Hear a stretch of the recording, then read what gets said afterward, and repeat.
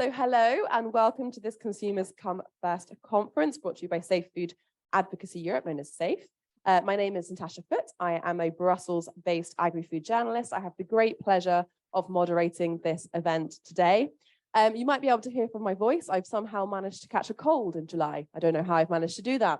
I'm a little bit snuffly, so please do bear with me. I'm sorry about that. I sound a little bit bunged up. This event is happening in the context of the European Commission currently working on two key initiatives as part of its flagship food policy, the Farm to Fork strategy. So namely, we're talking here about the revision of the food information to consumers regulation and the legislative framework for the Sustainable Food Systems Law. Now, the question is, how can we ensure health and inclusion of vulnerable consumer groups is at the center of future EU food policies? And is the EU doing enough to protect consumers' health and empower them to make informed food choices? Well, these are the questions that we're going to be discussing today with the help of our wealth of expert speakers. I'll just give you a quick overview of what you can expect before we delve right in. So we'll be hearing some short 10-minute presentations from each of our speakers in turn.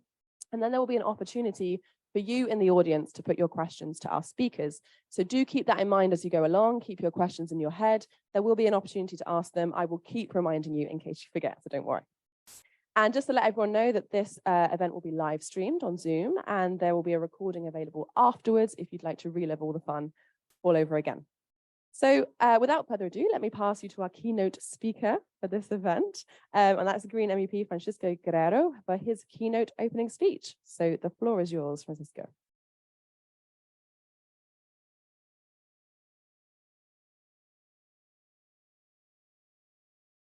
Thanks. Already clapping and did not hear a word from me, so huge pressure. So I won't take much time. Thank you, Natasha. In the beginning of the event, I said me and Natasha should make a team because now we are always at the same events, which is kind of interesting. And I won't take much time because I think the more important thing is for us to see the presentations and have time for debates. But I have some things that I would like to understand and with you that I think we can reach the same conclusion. And I will jump to the conclusion because I think we can reach there very easily. I think the system is broken. And when I say the system is broken, I say through every level. I was talking with a representative of the Commission, and one of the things that was right on the beginning of our conversations that citizens, not only seen as consumers, but citizens don't have the information to make conscious and responsible decisions. I'm not saying this, saying that citizens don't have the capability of doing so, obviously, but we do see that the way that the system is built in for them to make conscious and responsible decisions, it's really broken from the beginning of the production till the transformation, until it arrives at normally the shelves or the markets that we have. And when we look at the food system, this is really clear. When we entered in 2019 with a huge wave of climate expectations, and that's also why I was elected in my home country, Portugal. The main topic was climate, but climate was not correlated directly to food. And now, after 4 years, we now see that's a huge thing being debated, not only from climate, but from the perspective of health. So we have one health approach. And so this, I think, compelled the Commission and also the majority of the groups to debate these issues, to revise some legislation, to present new legislation. And so the end goal is reached. What is the end goal? Is to have a proper food system that benefits the farmers, the fishermen, the rural communities, the citizens, and the communities overall. And when we look at the system as it is, we see that it's really broken. Why do I say this? Well, we had a huge milestone that I would say that was the Farm to Fork strategy and the biodiversity strategy that were discussed and debated with the huge fights between political groups. But in the end, we managed to make the consensus, and so we reached a common goal. Well, again, it's not as far as, for example, I think we think we should go, but in the end, this is democracy, so we reach a level playing field. And these strategies show us the path that we should be doing to include food systems in a more sustainable way for consumers to understand what's really happening, what their availability of products, what's the impacts also on the soil, on water, on pesticides, also on communities. And so we have these metrics, we have these goals, so we have this plan all figured out. But in the end, it's just a strategy. When we go to the directives, when we go to the money, we see that the compass shifts its side. So before the strategy, we had in the beginning of the mandates, the Common Agriculture Policy. That was the biggest chunk of the EU budget. So it's more or less 28%. We're talking about 360 billion euros. So it's a lot of money to distribute between 27 member states through several programs. But this gives you the sense that although we had the opportunity to change how we produced food and how we helped communities to change more climates and healthier systems of production, the majority of the groups decided to do the other way around. So continue more or less the same type of production with the mantra that we needed to produce the same food. So because we are going to lack food or quality food, and in the end, it's the same intensified production system that externalizes most of its effects. When I say externalizes, it externalizes the true cost of food, because when we go to a supermarket and we see a bag of chips that is cheaper than a kilogram of apples, something is really wrong. This is not correct. So it externalizes the true impact on the health of citizens, for example, but also externalizes things that we now consider relevant for our food production. For example, animal welfare.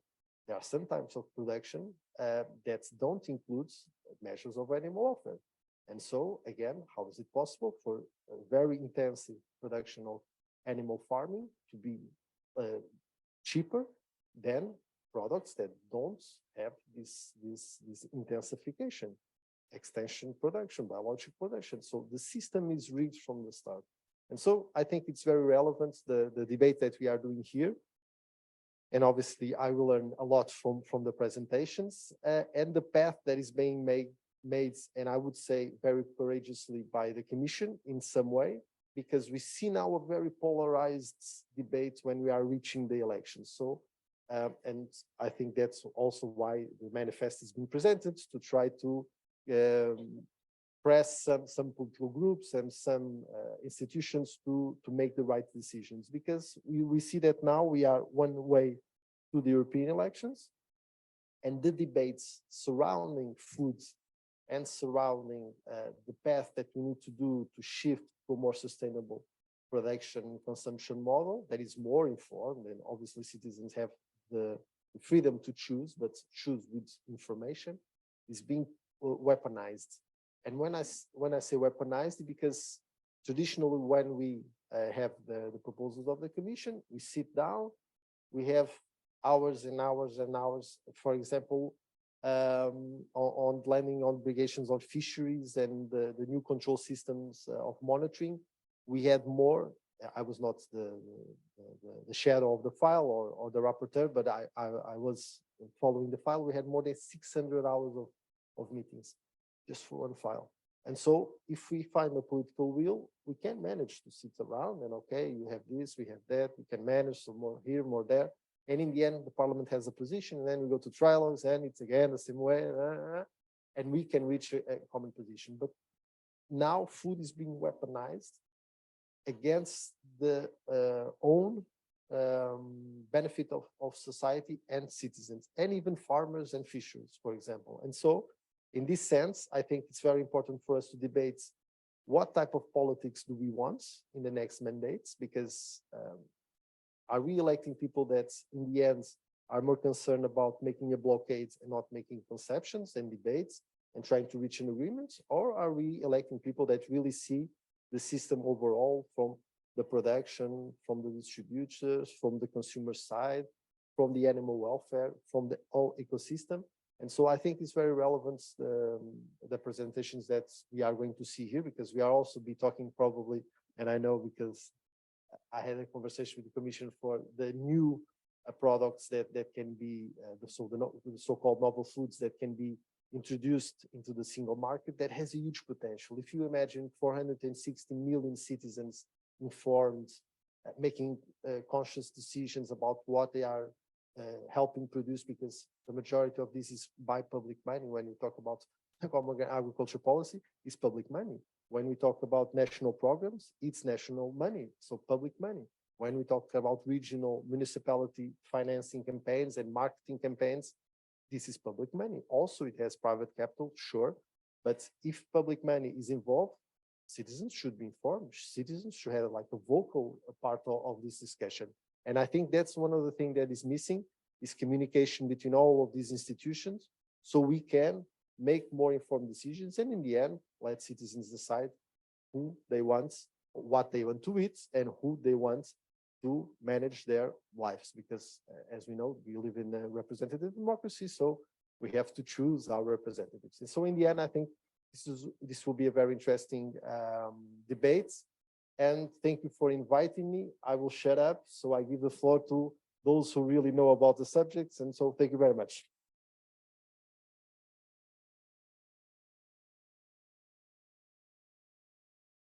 Thank you very much for that, Francisco. Very comprehensive overview of the context in which we're working in currently. I would now like to pass the floor to Floriana Cimmarusti, who is the Secretary General of SAFE, for her opening remarks. Floriana, the floor is yours.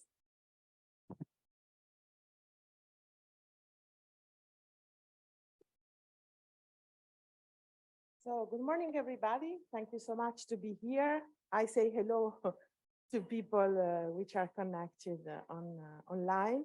It's really a pleasure to be finally in person. Finally, we can have really a conference where we see each other, where we see our face. So our consumer campus conference in the past years has been online. Now, finally, we can have it really in person. It's very big pleasure to see all of you here with us. I would like to thank Francisco. Thank you. Always with us at our conference. Is a friend. As all most of Green Party are friends of SAFE. So thank you so much to find time in this difficult period. Thanks to the people of the Commission who find time to be with us today, and all our extraordinary speakers. So first of all, I would like just briefly introduce SAFE, but without losing a lot of time. As you know, SAFE is a European consumer organization. We try to protect consumers during the e-food legislation process. As you can see here, we mainly work in 3 areas: health, environment, and inclusion. That's the reason why today we have some speaker like Bruno Gautrais or Franz Versate from DG Santé, who will take on the side of health, because they will talk about novel food and acrylamide. Then we have Claire Ogley from Vegan Society and Kawther Hashem from the Queen's University of London. They will see on the health side and the aspect what's going on in the UK. I've been always a convinced pro-European. And when the Brexit was there, I don't know about all of you, for me was a serious suffering. I was really sorry about UK getting out of the EU. And I thought that things could go not really well for this country. But on the other hand, I've seen things they're doing on the regulation level about protection of consumers. And I think some of them can be very interesting, actually, for us at EU level. Then the second pillar, I said environment. That's why we have Madeleine Coste with us from Slow Food, because she's mainly on sustainable food system, which is something for us very important. We have been for many years member of the Food Coalition, and in the Food Coalition, we really work very hard to have a better food system, food sustainable system for the future. And then last but not least, inclusion. So SAFE, we're very glad, and we really thank the DG Employment, because SAFE received an operating grant from DG Employment to really take care about the problematic of inclusion, and we're really working very hard on this. That's why today we have from DG Employment, Pietrantonio will explain to us how much poverty is really getting worse and worse at EU level. So I think it's very important for us to understand it, above all when we talk, as Francisco was saying, how much costs for Apple to compare with a packet of chips. I mean, if you want really sustainable food system, we need to think about people who are in difficulty situation as poverty, etc. And then we have the manifesto. So my colleague Luigi Tozzi will present our manifesto at the end of the day. And after, as of tomorrow, you will find it on our website, all 10 points of our manifesto. We're very happy to introduce it to you. So I don't know if you remember, but then maybe some of you are too young, some of us are not, maybe are around my age, but I arrived here 25 years ago. And when I was in Brussels at the time, Euro was not there. So from Brussels, I have to travel to Italy, I have to travel to France, I have to travel to the Netherlands for several reasons, for family reasons, etc. I remember I had a wallet with 3 spaces, one for the Euro was not there, sorry, one for the guilders, the Dutch money, one for the Belgian francs at the time, and one for the lira, Italian money. And the moment the Euro was there, was really, that we could use Euro was 2002. January, I was so happy. And when my pro-European friends were opening a bottle of champagne, finally we have the Euro. What a great news. We can now just use one type of money everywhere in the EU. It's fantastic news. But actually, as sometimes happen in life, great and fantastic news have the negative side of it. And after a while, I realized that price, for instance, in my city, south of Italy, double, and we have all this problem about price getting more high, etc. However, of course, the positive was amazing. Every euro so much easier, etc. That feeling of something so positive, so good in 2002 that I had for the euro, and after the negative price, exactly the same feeling I had in 2002 when EFSA was created. This is exactly the same year, 1 month later, because the news of EFSA was incredible. Wow, finally we have an agency who's really taking care for consumers, certainty on science, etc. on one hand. But then on the other side, not always the work of EFSA is really consumer come first, is really in that direction. Myself, I've been elected, I'm in the manager board of EFSA, and I'm really, really honored. I thank all people in the European Parliament. I thank the Commission to propose my name, and I really thank the Council to vote for me. So I take this, this professional charge with the EFSA very seriously. However, I have to notice that there are things didn't work out perfectly in terms of timing, in terms of results. I make just three fast examples. E171, it was approved in 2008. 2008. Until 2021, kids and all of us were eating the white colorant without knowing there was a problem. Only in 2021 it has been banned. You know, we were eating for 14 years. Bisphenol A, 2015, no health risk, and the tolerable daily intake was clear, was 4 milligrams at the time. And then now, just 2023, 20,000 times lower to be really safe, bisphenol A. 20,000 times lower, it's a big number. Eh? I mean, it's a big change. And then I will not take so much time, but I really want to talk about sugar. I hope sugar industry is not here. I don't know, because always they attack me, normally they. So 2017, Denmark, Finland, Ireland, Norway, and Sweden asked for a scientific opinion to EFSA. 2017. The opinion, they studied 30,000 studies. Can you imagine? 30,000 studies, an enormous amount of study. They did a beautiful, beautiful scientific opinion, very long, detailed, etc. But the conclusion of the scientific opinion is the following. Added and free sugar as low as possible. great 30,000 studies to say, I repeat it, you find it on the added and free sugar as low as possible. It takes 30,000 studies to arrive there. So what I want to say actually today, the 6th of July, it's an important day because EFSA is going to deliver a position about glyphosate. So I'm sure the journalists, we are all a bit nervous about it. I know that the end of the morning will be out, and this is a new scientific opinion. We're really waiting from so long. So just to conclude, not taking too much, I think for consumers, I think for food manufacturers, it's important. Timing and science certainty, which is a food manufacturer, or which is for the health of consumers, the interest in that sense, in terms of timing and certainty of science is exactly the same.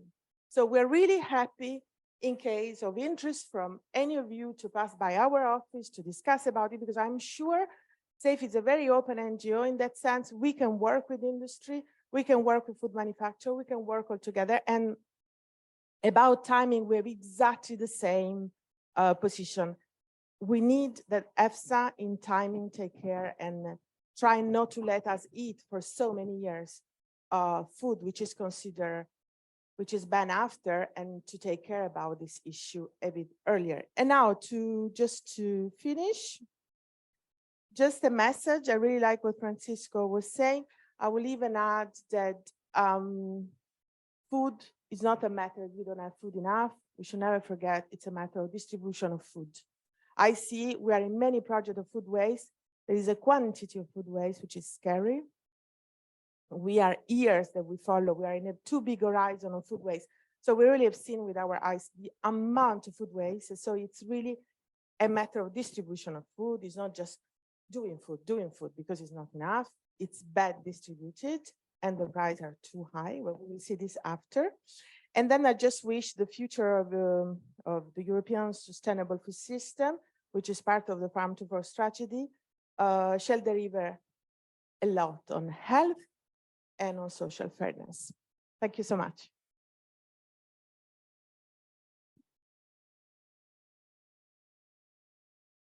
Thank you very much for that, Floriana. I also share your suffering about Brexit very strongly. So yes, I definitely agree with you on that one. So we're now going to hear from our first speaker of the event today, and that is Madeleine Coste from Slow Food Europe, who's going to speak to us about the Sustainable Food Systems Law and also climate-driven transformative food systems. Just a reminder, there is a Q&A afterwards. Hello. There's a Q&A afterwards, so do keep your questions in mind as you go along. And let me pass the floor over to Madeleine. Thank you very much. I had some slides, so I don't know.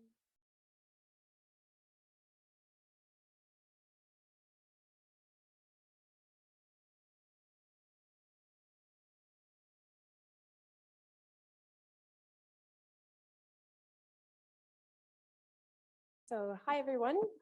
Thank you so much to Safe Food Advocacy Europe for inviting me here today, and to Natasha for the introduction. My name is Madeleine Coste, and I work for Slow Food as Slow Food's Director of Advocacy. For those of you who don't know us, Slow Food is a global grassroots movement that is present in over 160 countries all over the world. And we are a network that brings together small-scale producers and processors, but also cooks, activists, retailers, scientists. We're a really broad network. And we fight together for food systems that provide food that is good for the planet, good for people who grow it, and good for those who eat it.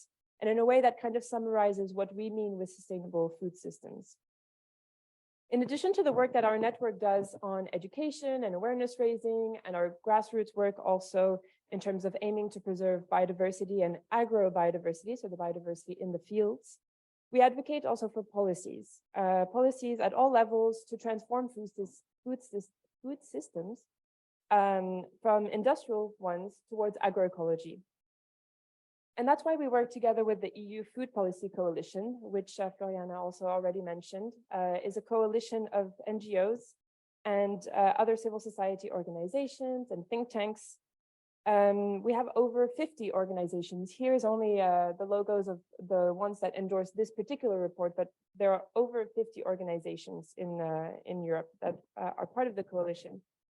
And they represent many different angles, which is really the strength of our coalition. We have organizations that work more on animal welfare, others more on public health, others more environmental NGOs, or working on justice, or working with farmers. And despite the different angles that we are working on, we all have a common vision to move away from industrial food systems, because those are really the ones that are driving environmental degradation and biodiversity loss, but also interlinked the public health crises, and of course, food systems that are completely unsustainable for farmers themselves. So together, the coalition calls for an integrated food policy, because the evidence is really clear that policies that have been made in silos for a very long time, for decades, and that is a root cause driving the unsustainability of our food systems, because it creates many incoherences. And for example, in terms of just two incoherences that I wanted to bring up, we cannot have at the same time policies that try to address obesity, the obesity crisis, while ultra-processed foods remain cheaper than healthy alternatives, and subsidies are going towards supporting more grain production rather than healthy fruit and vegetables. Another incoherence, we cannot at the same time hear from the farm to fork strategy that we should be improving labeling for consumers in order to empower them to make more sustainable choices, and at the same time have a proposal like yesterday's from the European Commission on new genomic techniques or new GMOs that essentially removes traceability and labeling for consumers, really keeping them in the dark about the food and what they're buying. So this brings me to the Sustainable Food Systems Legislative Framework that we are expecting in October. It used to be third quarter. Now we're hearing more and more it's probably going to be October.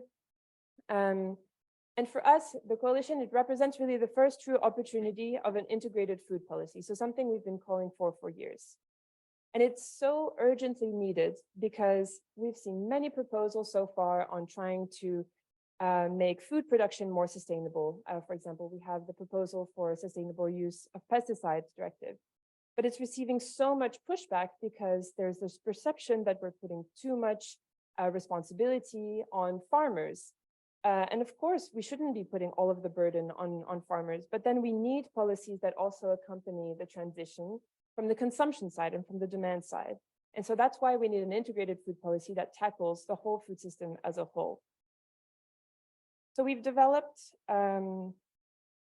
last week, wanted to note this.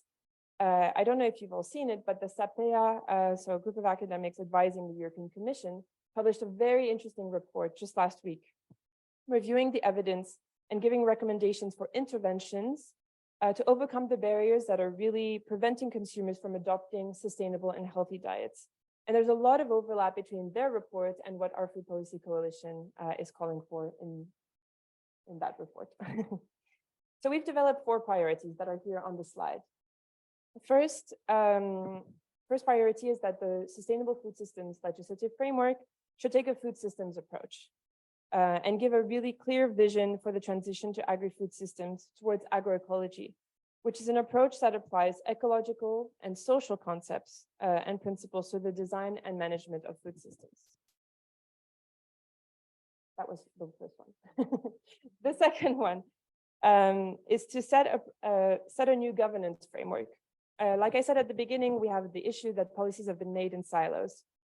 So we need an overarching framework binding all food-related policies, particularly the common agricultural policy and common fisheries policy, but also environmental, climate, trade policies, health policies, cultural policies as well, which should all contribute to the common objectives and vision.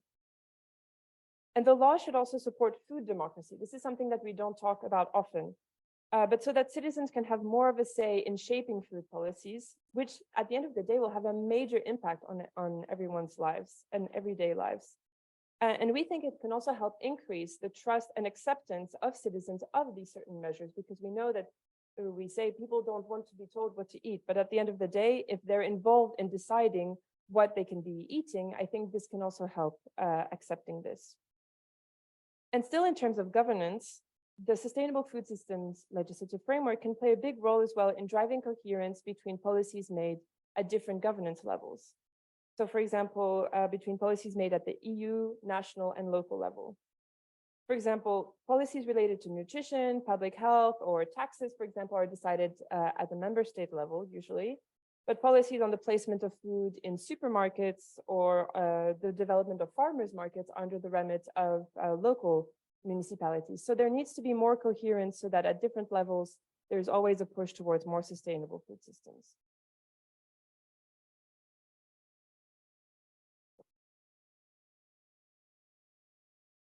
The third priority is about developing enabling and food environments to help and make healthy and sustainable diets the easy and affordable choice. Today, it's still far too difficult to access and afford a healthy and sustainable diet because we have food environments that are pushing us to consumers to consume more ultra-processed foods, more meat than necessary, more sugar, and more fat. For too long, food policy has been relying on awareness raising, using the consumer responsibility approach, also labeling to encourage healthier habits. But of course, we know this just hasn't been working in actually driving healthier diets. So the report by SAPEA also points to the fact that the effect food environments is having in driving obesity is much greater for disadvantaged households and therefore furthering even more the health inequalities that we already have today. And so we think that the Sustainable Food Systems Law must recognize that food environments are being shaped by mostly powerful actors in the middle of the chain. And this is really the key point. So we're talking here about retailers, food processors, or the food service industry.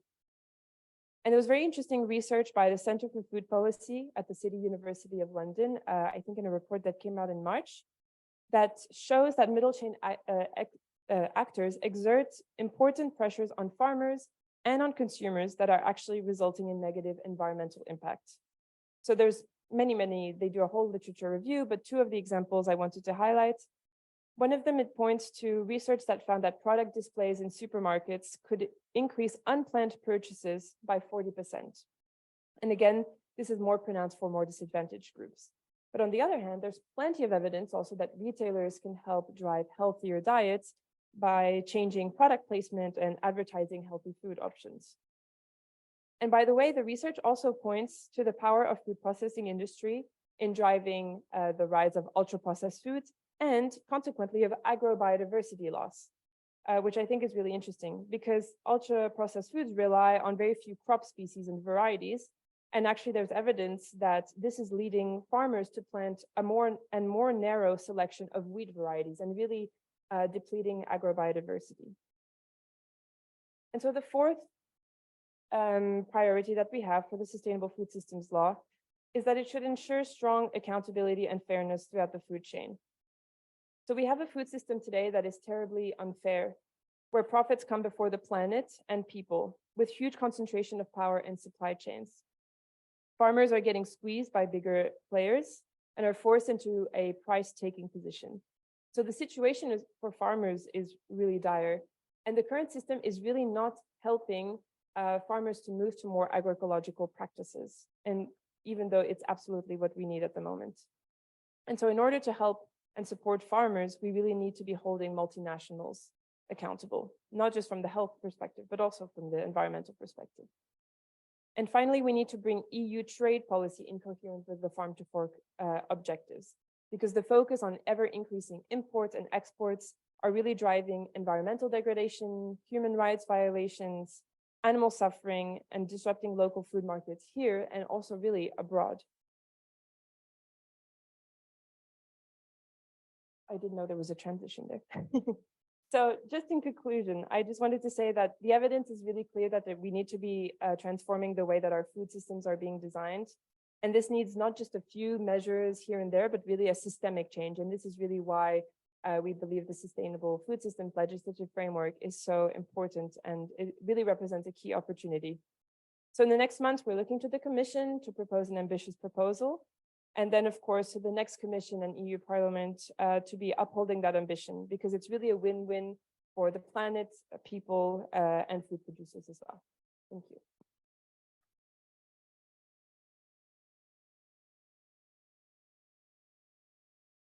Hopefully this works. Yes, excellent. Thank you very much for that, Madeleine. I will now look for questions from the floor, but perhaps I'll just kick you off with one question from myself that I have, and then I'll pass it over to everyone else. So my question is, there has been, let me just sit down actually.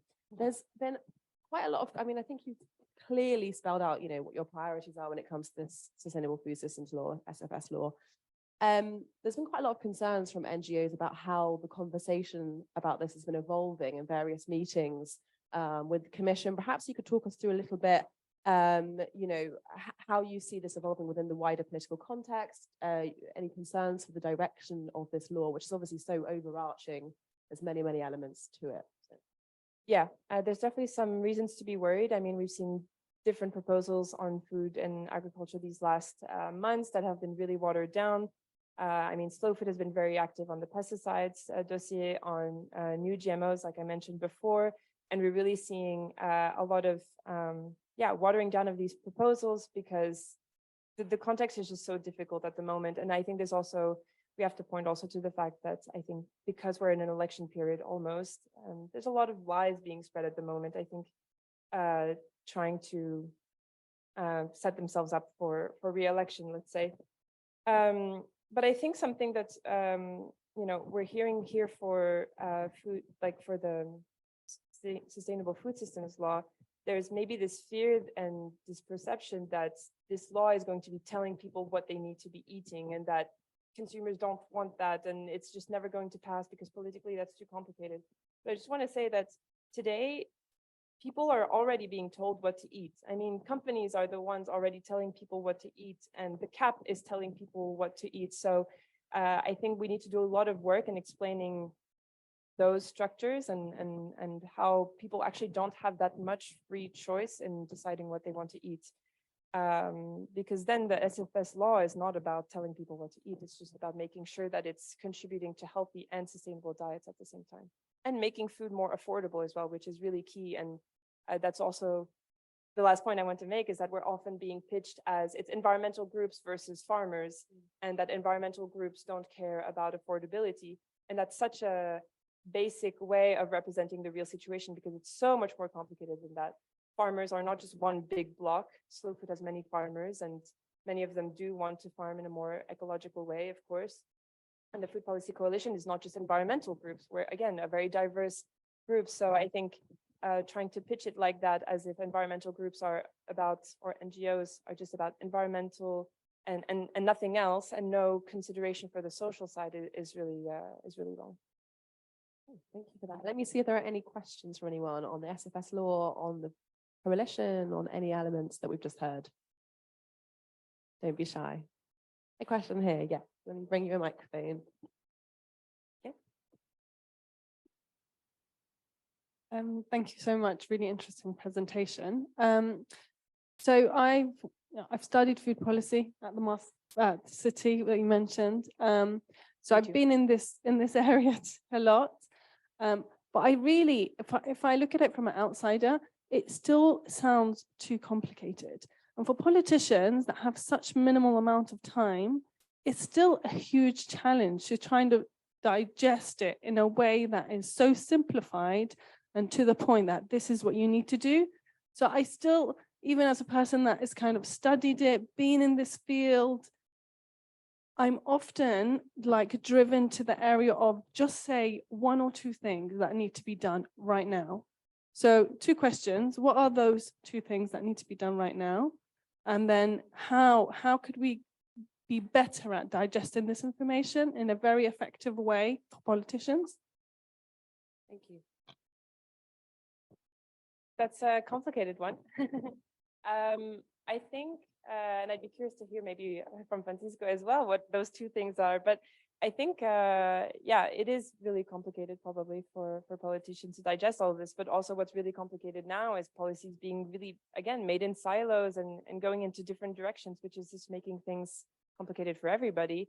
And maybe one first thing that really needs to be done is for the different DGs at the Commission to be speaking to each other much more. This is something that we see at Slow Food whenever we organize events. We always bring people from different DGs. And sometimes we get people from the commission say, ah, I saw that you already invited someone from DG Agri and I'm from DG Envy, so maybe, you don't need me because you already have someone for the commission. But we insist, no, you also have to be there, and we have someone from DG Envy, and sometimes we have someone from INPA or whichever.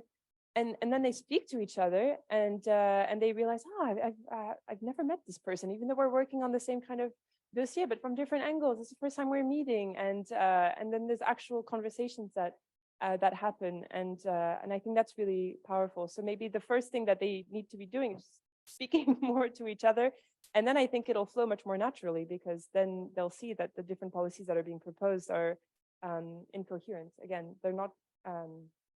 They're actually bringing each other down or blocking each other, rather than working in a coherent way. Like, sort of answers your question.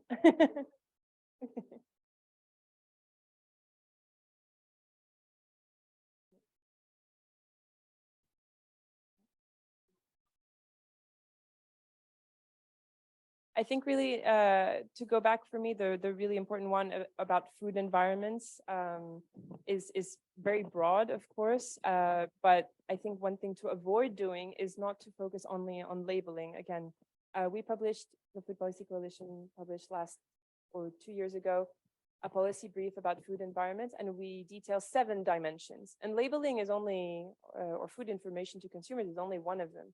But all the other ones are super important as well. Pricing absolutely has to change, because we just know that as long as unhealthy, unsustainable options remain cheaper, that's just where people are going to go, especially at a time where the cost of living has increased so much. So I would say really pricing is the number one thing. And another one that we've developed quite a bit in terms of our thinking and our recommendations is on public procurement. So everything to do with the food being sold in public institutions, in schools, in hospitals, in prisons, etc.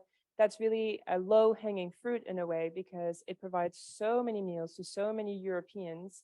And it's a really easy way to get people to just eat more healthily and more sustainably without having to put the burden on them to make better choices. It's just naturally there. So maybe those 2 ones. Okay, maybe we have time for one more question. If anyone has a question. Wait, yep. Bring you a microphone. Oh, thank you. If you could just say your name and where you're from, and then your question. Yes, thank you. My name is Bodon, and I work at Food Drink Europe. I just had a question with relation to your statement on ultra-processed foods. And we've heard all of statements in the media, in the academic spheres, and in fact, ultra-processed food doesn't have any legal definition. And so using this term, I believe that it creates also more confusion in the already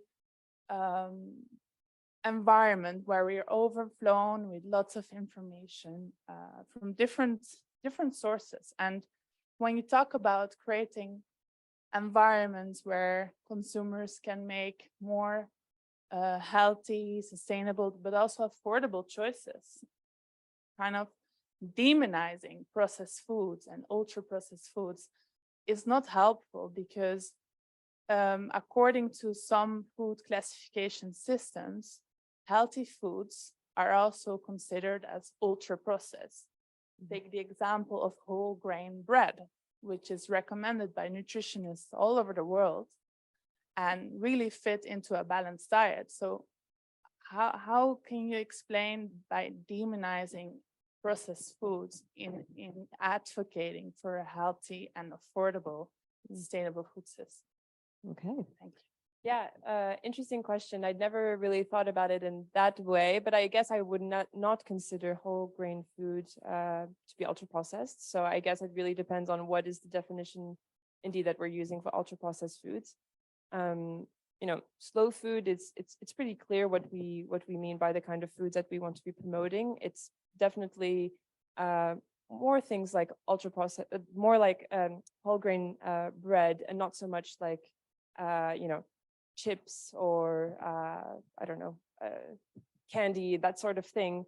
So I think we just need to keep it simple. I think it's Michael Pollan, who just says, you should be eating foods that your grandma would recognize, and looking at the list of ingredients. At least for us, slow food, we don't necessarily go into the super technical definition of what an ultra processed food is, but also for people, it needs to be recognizable what kind of food they're eating. So yeah, I would leave it to the health experts to really talk about the health impacts of certain categories of ultra processed foods.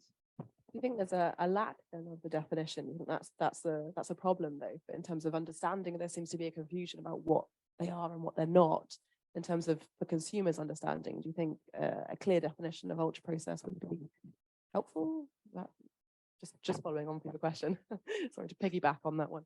I'm not sure. I think people know what healthy foods are really deep down. I mean, I think we hear enough about what is healthy and what's not. So for me, it's less again about the definition and the awareness raising that needs to be done. It's really just about the access, what is given to them every single day, what's being advertised, how it's priced, etc. So I would say it's less about what is actually the definitions, because then we can get a bit lost in what it is, what it isn't. And just make it easier for people to have healthier foods, whole grains. So I hope that answered your question. Okay, well, thank you very much. I think we're out of time for this section, but thank you very much. Thank you so much. Take a seat.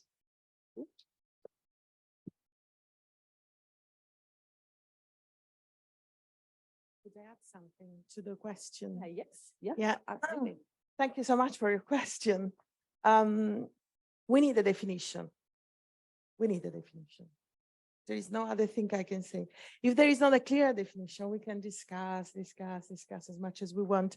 We're talking about, what is considered healthy bread and ultra processed. There are so many food where can be ultra processed. Maybe yes, it depends which kind of category we use and decide if they are or they are not.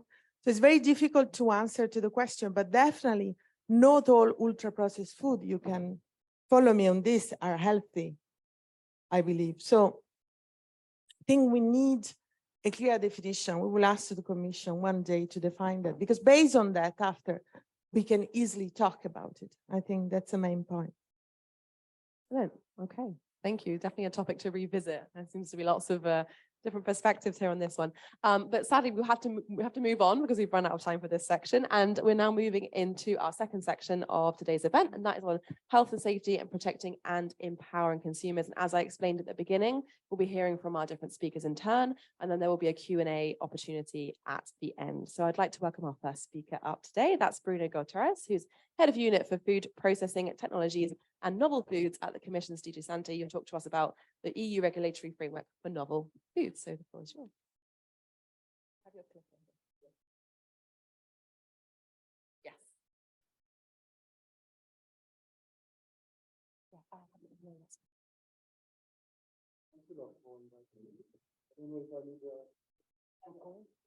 Oh yeah, because yeah, sure. So good morning. I am Bruno Gautrais, head of unit for unit dealing with novel foods, but not only. I heard about bisphenol. I heard about food additives that would also fall under the remit of my unit. So titanium dioxide or bisphenols talk to me also.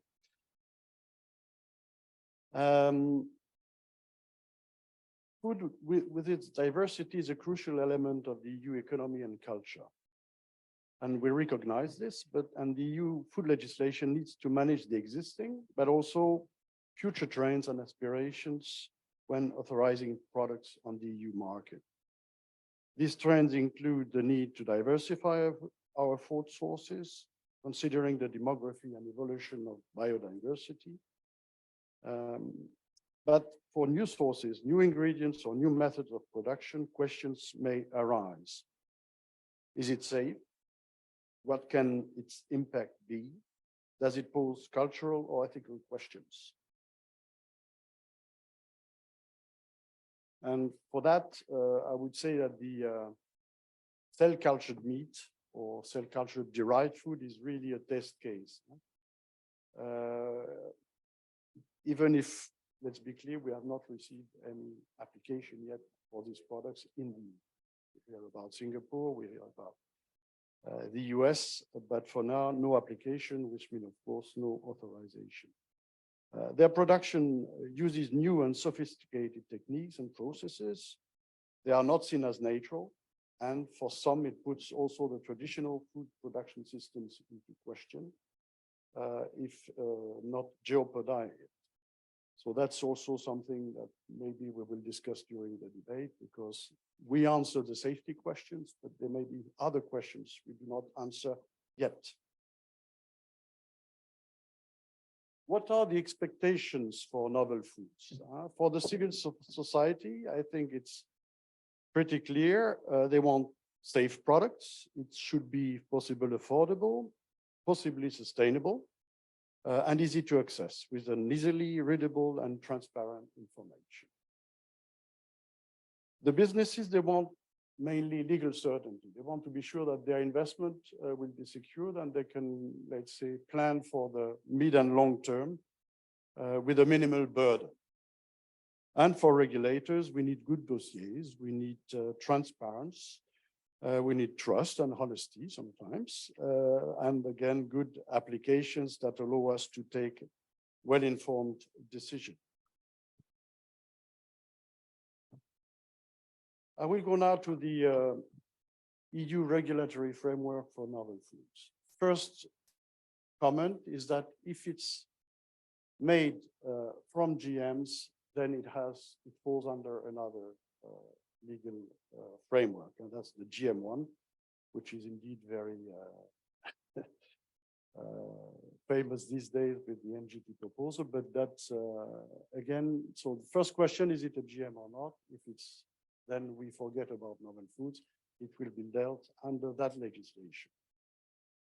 If it's not a GM, then it's a novel foods if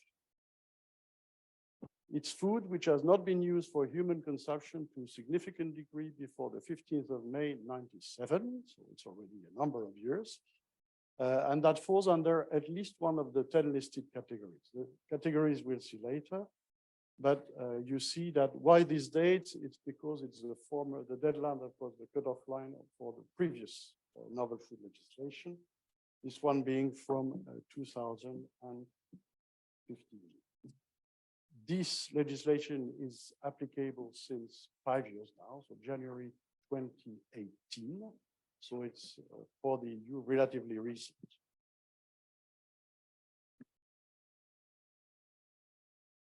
These are the listed categories, main listed categories in the novel food legislation. So it's either a new production process or a new molecular structure, microorganisms from plants and their parts, and that would represent the major or the main number of applications and authorizations we get. It's from plants.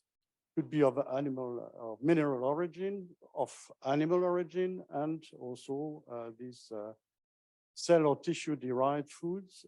That's the cultured meat I was talking about. Or engineered nanomaterials. On this, the revision is being also revised, probably for a conclusion by the end of this year. What are the objectives of the legislation? So it's in Article 1. The purpose of the novel food regulation is to ensure the effective functioning of the internal market, as many of the food legislation texts, providing a high level of protection of human health and consumers' interests. So that's typically the topic of your conference today, is that protects and informs consumers. How or under which conditions is a novel food authorized? It must be safe. That's we'd say the main condition, and that's where we focus most of our efforts. It should not mislead the consumer, especially when the novel food is intended to replace another food. And it should not be nutritionally disadvantageous where it is intended also to replace another food. These are the three conditions which will allow for the authorization of a novel food. Very briefly, the process. There must be an application by an applicant, obviously a food business operator, who has to provide some, let's say, extensive information respecting transparency provisions. You know that since 2 years now, more or less, the general food law has been amended so that the transparency of the application is increased. That means in practice that whatever study will be used for the let's say application and further authorization of product must be announced in advance.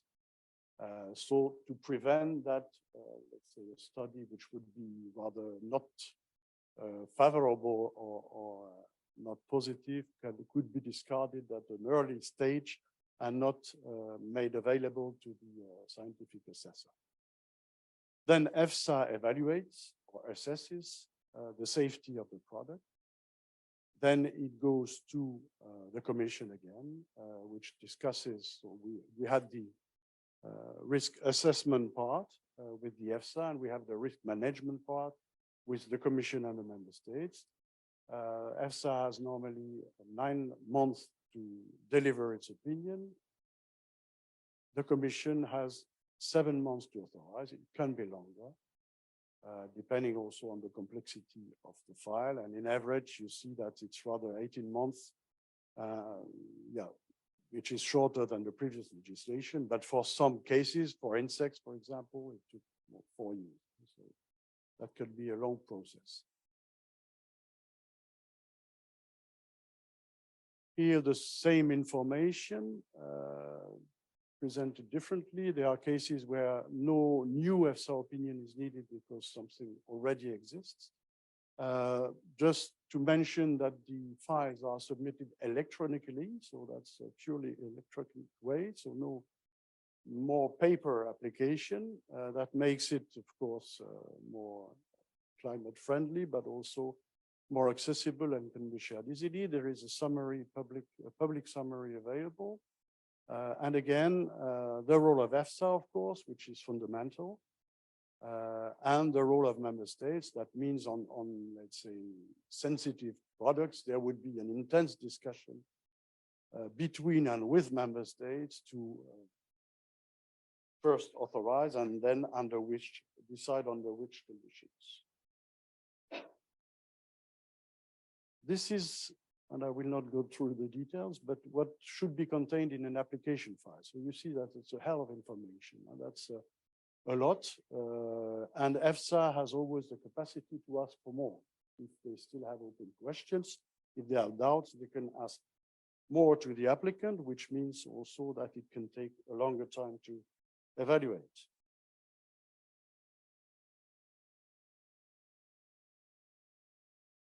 EFSA, yes, of course, will consider the safety and the nutritional or some nutritional aspects here, and then again discuss with member states, voted on.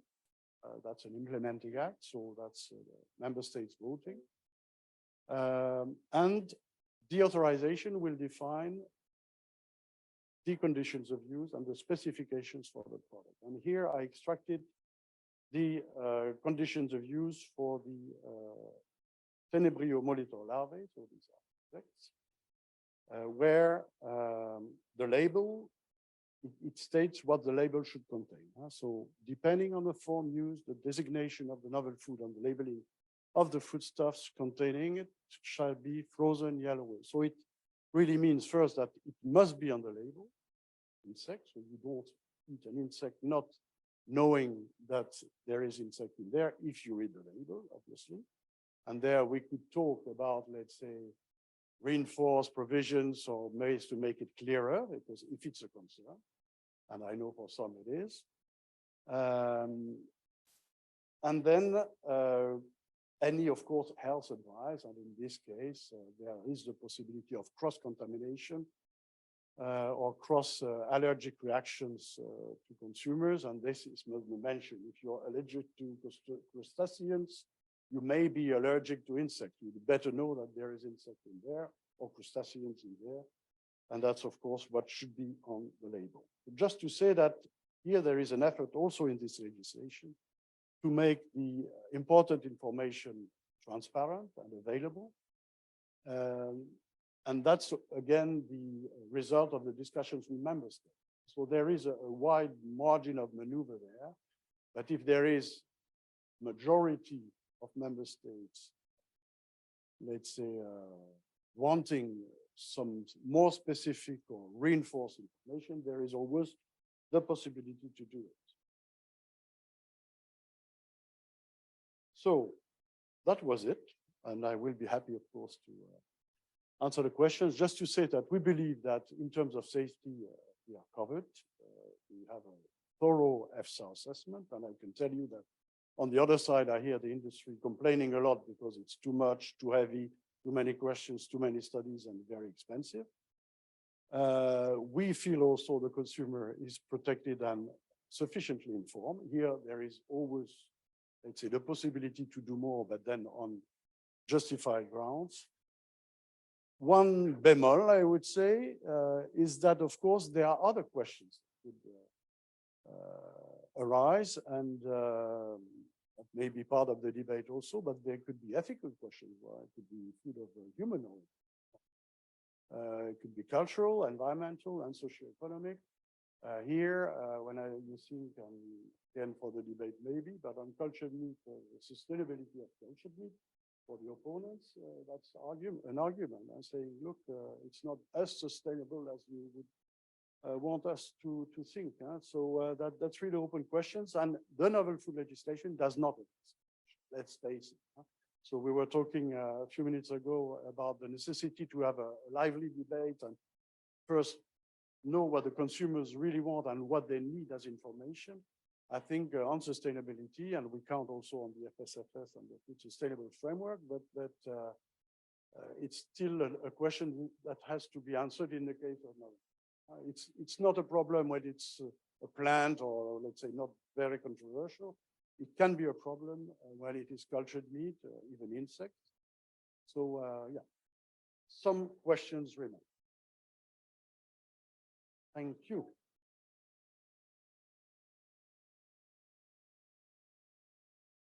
Thank you very much. Touching on a lot of very juicy, contentious topics, cultured meat, NGTs, insects. So I think lots of people will have questions. If I can ask you to maybe just take a seat, and then we'll definitely bring you back for the Q&A, because I think we'll have plenty to ask.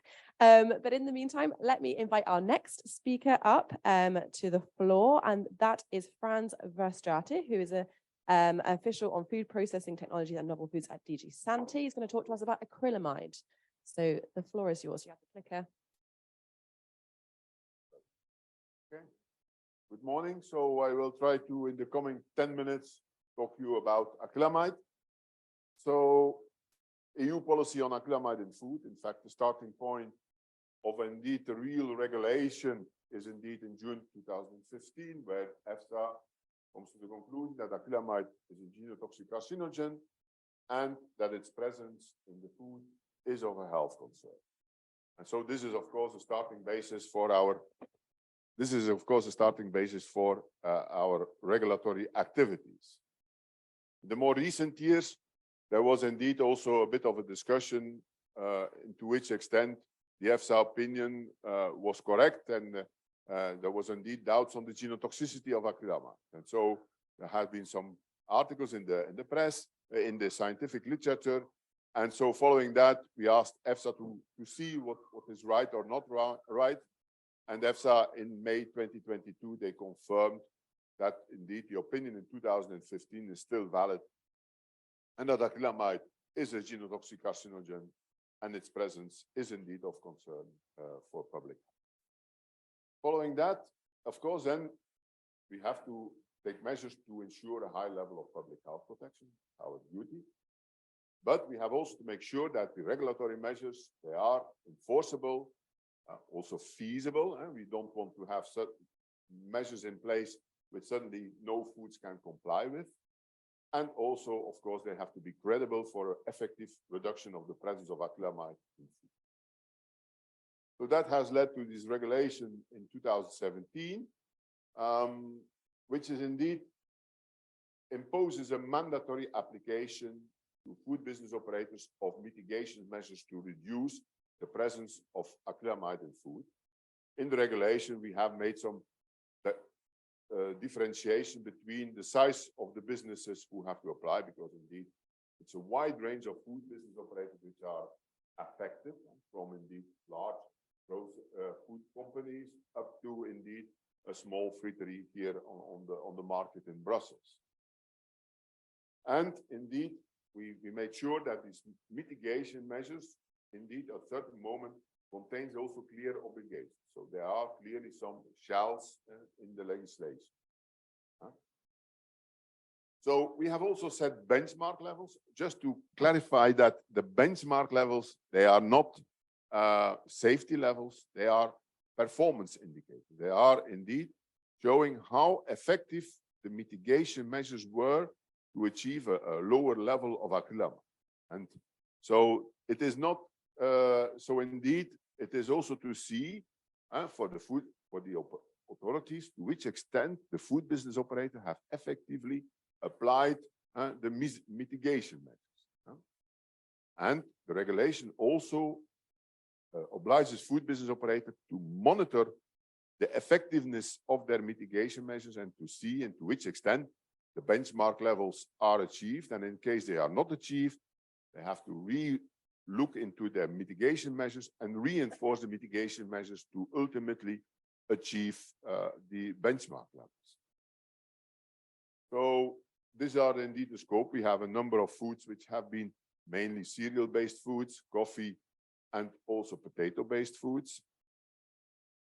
And there is also an important aspect, there is also an enforcement by authorities. So authorities have to control the effective application of the mitigation measures by food business operators. And indeed, if they are found on the market foods which exceeds the benchmark levels, it are not safety levels, so the foods does not necessarily need to be recalled from the market unless they are very high levels and they do not comply with the basic requirement that food has to be safe. Then, of course, they have to go back to the food business operator and see if he can provide evidence that he has applied mitigation measures, and in case of need, also to remediate and to reinforce its mitigation measures so that its future production complies with the benchmark. So when we had this regulation in the discussion in the parliament, we also clearly said that this regulation is a first step. Indeed, the following step is indeed also, because from contaminants, the most common regulatory measure we take is setting maximum level. That was in acrylamide not yet the case. And so we did commit also to the parliament to come forward with indeed the setting of the establishment of maximum levels for acrylamide in foods. Important also, sorry that I come back on it, of course, besides purely indeed regulation, it is also very important that consumers are fully aware of the issue, because a lot of indeed, for instance, when you have French fries and you buy them in the supermarket semi-fried and semi-processed, at that moment they do not contain any acrylamide. It's only during the final processing step that they are indeed, acrylamide is formed. And so it is very important that all the efforts done by the food business operators to achieve lower, to make sure that the levels of acrylamide are reduced, that they are not indeed, that the consumer is fully aware that he has to exactly follow the cooking instructions as indicated on the label to ensure low levels of acrylamide. So we have also, in addition, a recommendation, because we know that we have covered some foods, but we know that acrylamide can also be present in other foods for which we have not necessarily all sufficient data. And we have then indeed in the Commission recommendation to member states and food business operators and also other organizations asked to indeed generate more data for possible future regulation. And you can see this is quite wide range of other foods that we then want to see more data on the presence of acrylamide in food. So as I said, we did, according to that, we discussed then the maximum levels and we came forward with a draft regulation establishing indeed maximum levels for acrylamide in biscuits and rusks for infants and young children, and for baby foods, other processed cereal-based foods, other cereal-based foods for infants and young children. And this draft regulation was supported by unanimity by the members. So there was no voice which was saying that this was not protective enough or not.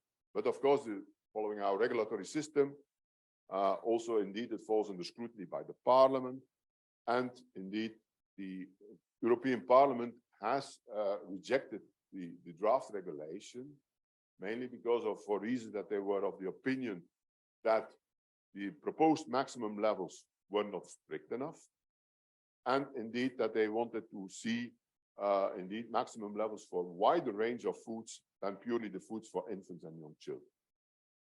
In fact, it has never been the intention of the Commission to propose that as an end step in the setting of maximum level. It was a first step, because indeed we found it important to, as quick as possible, at least protect a vulnerable group of the population, and then discuss later on also the other foods. As regards the maximum levels, of course it's a genotoxic carcinogen, and everyone would like to have it absent in food, but it is simply not possible.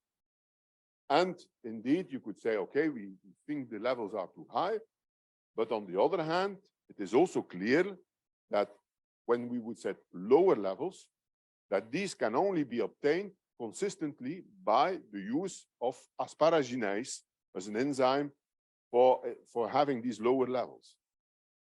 And at that time, there was no other asparaginase available than the asparaginase coming from GM strains, which means that would have been an enormous problem for the organic production of the cereal-based foods for infants and young children, because they would have much difficulties, even impossible, to achieve these lower levels. So the 50 microgram per kilogram, which was proposed, was really the balance to as low as possible that you can achieve by not using asparaginase in the food. So you see that it's a difficult balance exercise, but following the rejection of the European Parliament, the Commission made the commitment to indeed revise the existing benchmark levels, to set benchmark levels for new foods, and also to set maximum levels for a wider range of foods.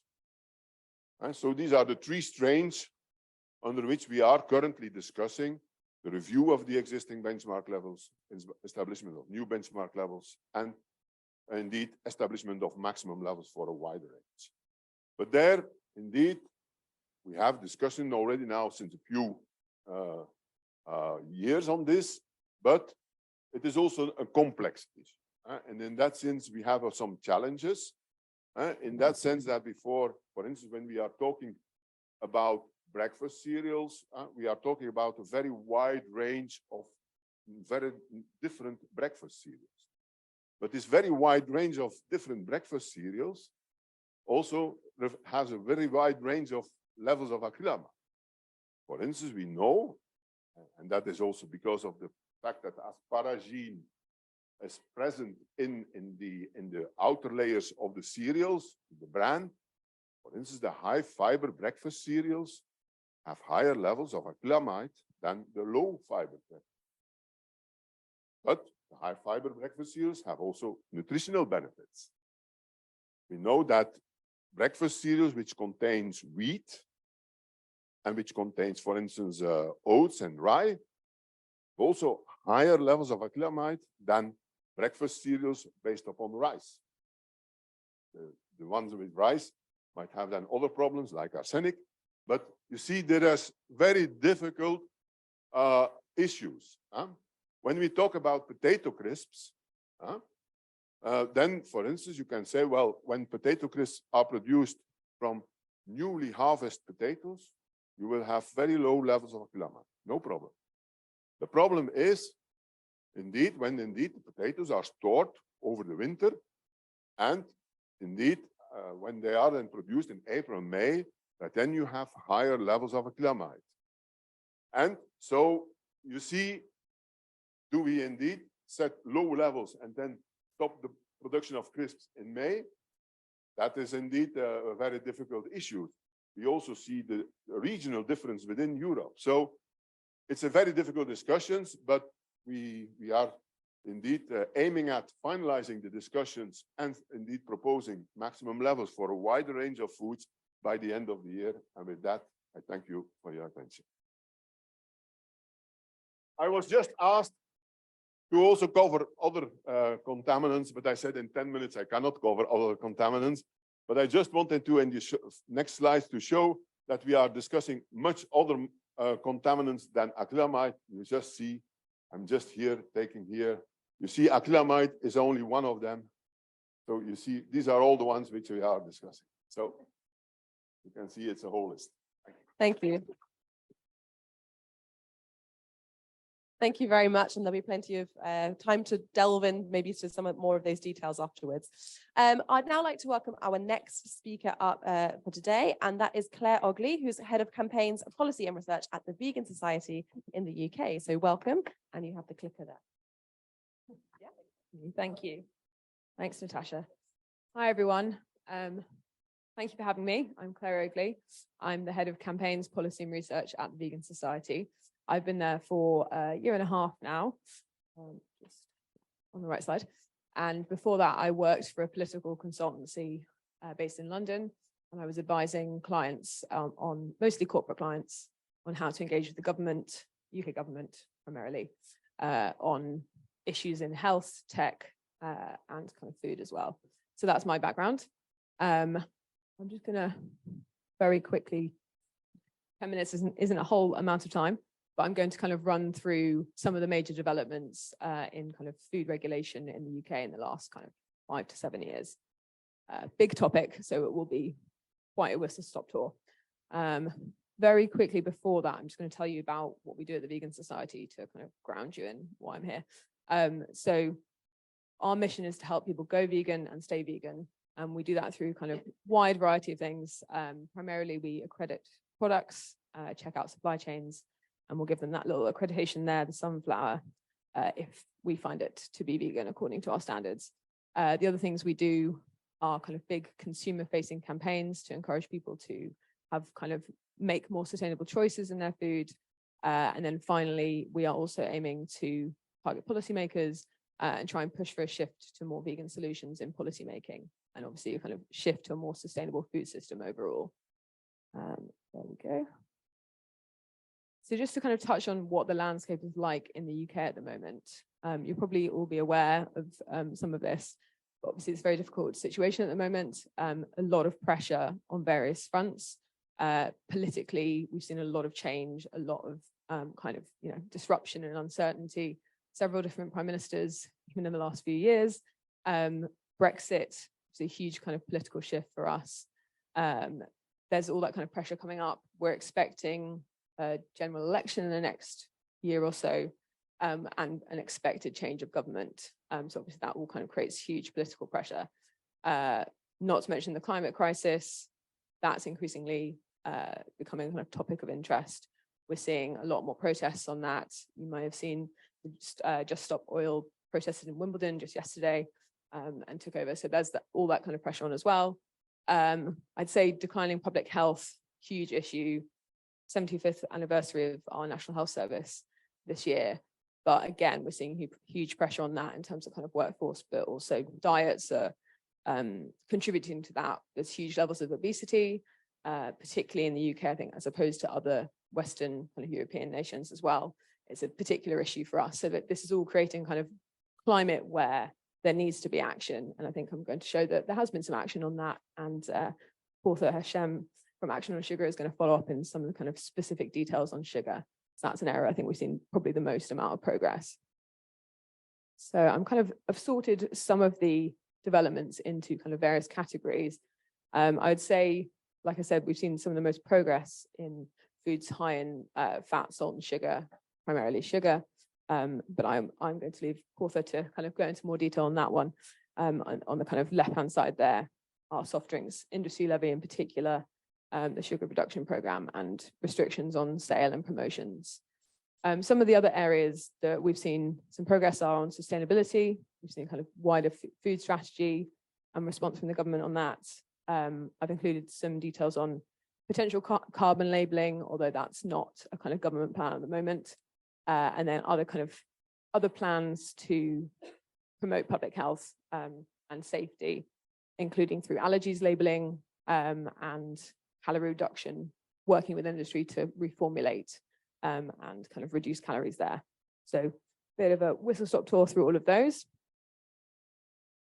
So first I wanted to talk about one of the bigger moves in the UK recently has been the National Food Strategy. So this was an independent review commissioned by government, which reported in 2021. And it was kind of lauded as a really good example of an independent review, pulling out a lot of the big challenges in the UK in terms of kind of transforming the food system. It had some really great recommendations, some of them including things like prescribing fruit and vegetables and meat reduction targets of 30% over 10 years. Also things like extending free school meals to all children, kind of widening that out to create more access for that. Unfortunately, it wasn't the government's kind of response to that the next year was a bit disappointing from the perspective of stakeholder groups. It was quite limited in terms of how it responded to that kind of the review. But one of the things that's kind of happened recently that I think is interesting is that has resulted in a legal challenge from Feedback, which is a campaigning group. So they are taking government to court on the issue of the meat reduction targets that were not in the government's response. So the kind of position there is that they're challenging the government on its to sort of take more seriously its responsibility to transform to more sustainable solutions. And then the third thing I wanted to talk about is the calorie reduction program. So this has been going a couple of years now.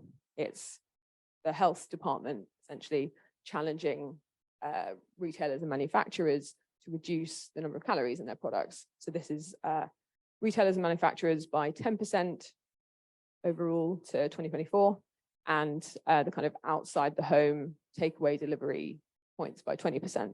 So very ambitious targets there.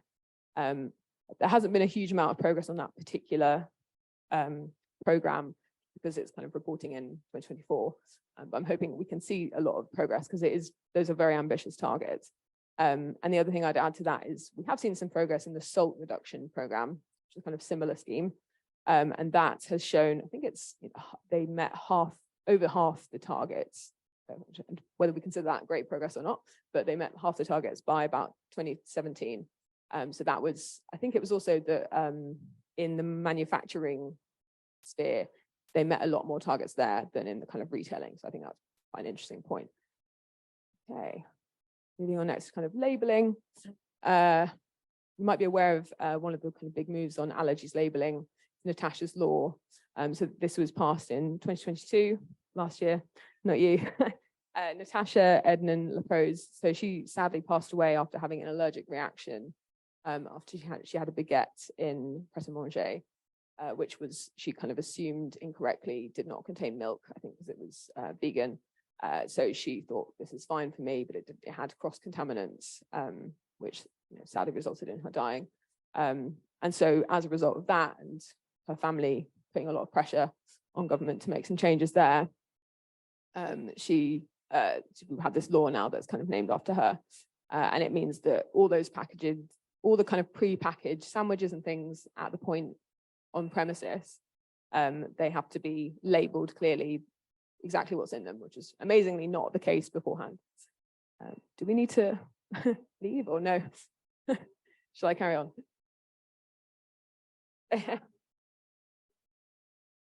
Yeah. I don't want to talk to you all about UK government while we burn to death. Yeah.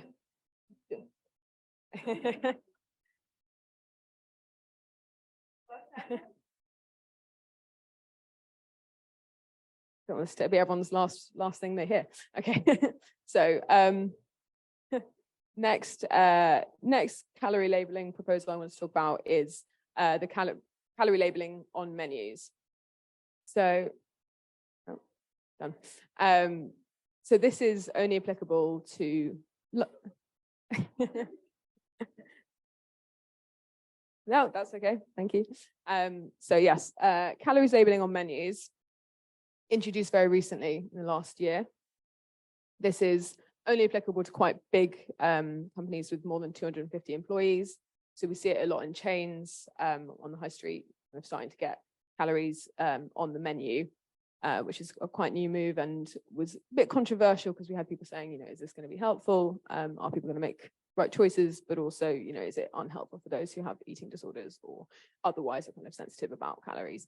It's all in kind of out of home sector, which is anything that is cooked ready to eat at the kind of point of sale. So I think that one, again, because it's so new, it's hard to tell what the impact of that is going to be. I think we're really hoping that not just people are going to be making better choices when they're deciding and looking at a menu, but we're expecting, like some of the sugar reformulation moves, that it will result in people kind of reformulating products to make it healthier and lower in calorie at that point. But I'd also mention something that's a bit of a live issue for us at the moment, which is another labeling move by the Food Standards Agency to kind of potentially further restrict how plant-based alternatives can be labeled. So kind of going further than the existing EU legislation that we've retained to kind of restrict further what can be used to describe plant-based dairy products.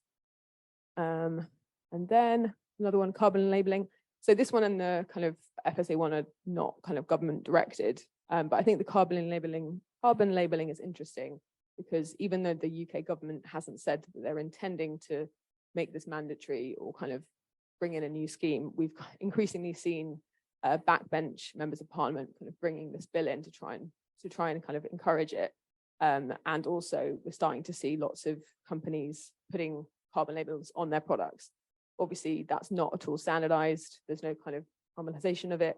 And at the moment, there's no definition of what that has to mean or why, people can just put on whichever carbon label suits them best for their product. So I think that's something that's worth watching. And then the last thing I wanted to mention was just in the context of the cultured meat that we've heard about. This is obviously at the moment a case where the UK retained EU legislation, has the same system apart from the novel foods regulation at the moment. And the only difference is quite interesting is that the last approvals process in the UK is that UK government ministers approve it. So that's kind of a bit of a point of difference.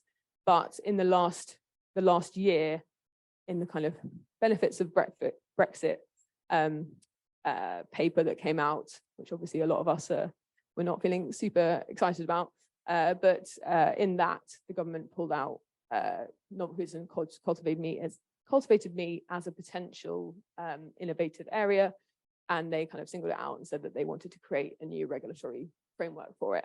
So I think we haven't seen anything about that yet. We don't know what that would look like. We kind of haven't seen anything in a year, so we don't really know. And the Vegan Society doesn't have a specific position on this at the moment. So, but I thought it's an interesting point of potential divergence that's worth mentioning in the current kind of climate of approvals. Cool. I think that's everything. And I'm happy to take questions later. Anyone else?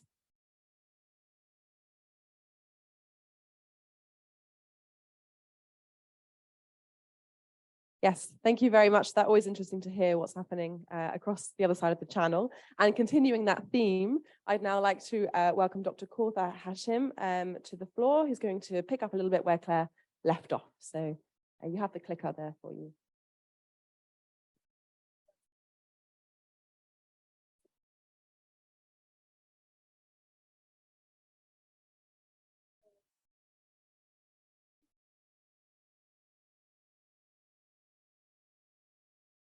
Don't see that again.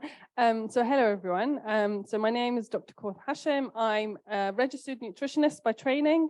I've worked on salt reduction, and then I've worked more recently over the last, not recently, about 8 years or so on sugar reduction, and my PhD is very much focused on sugar reduction.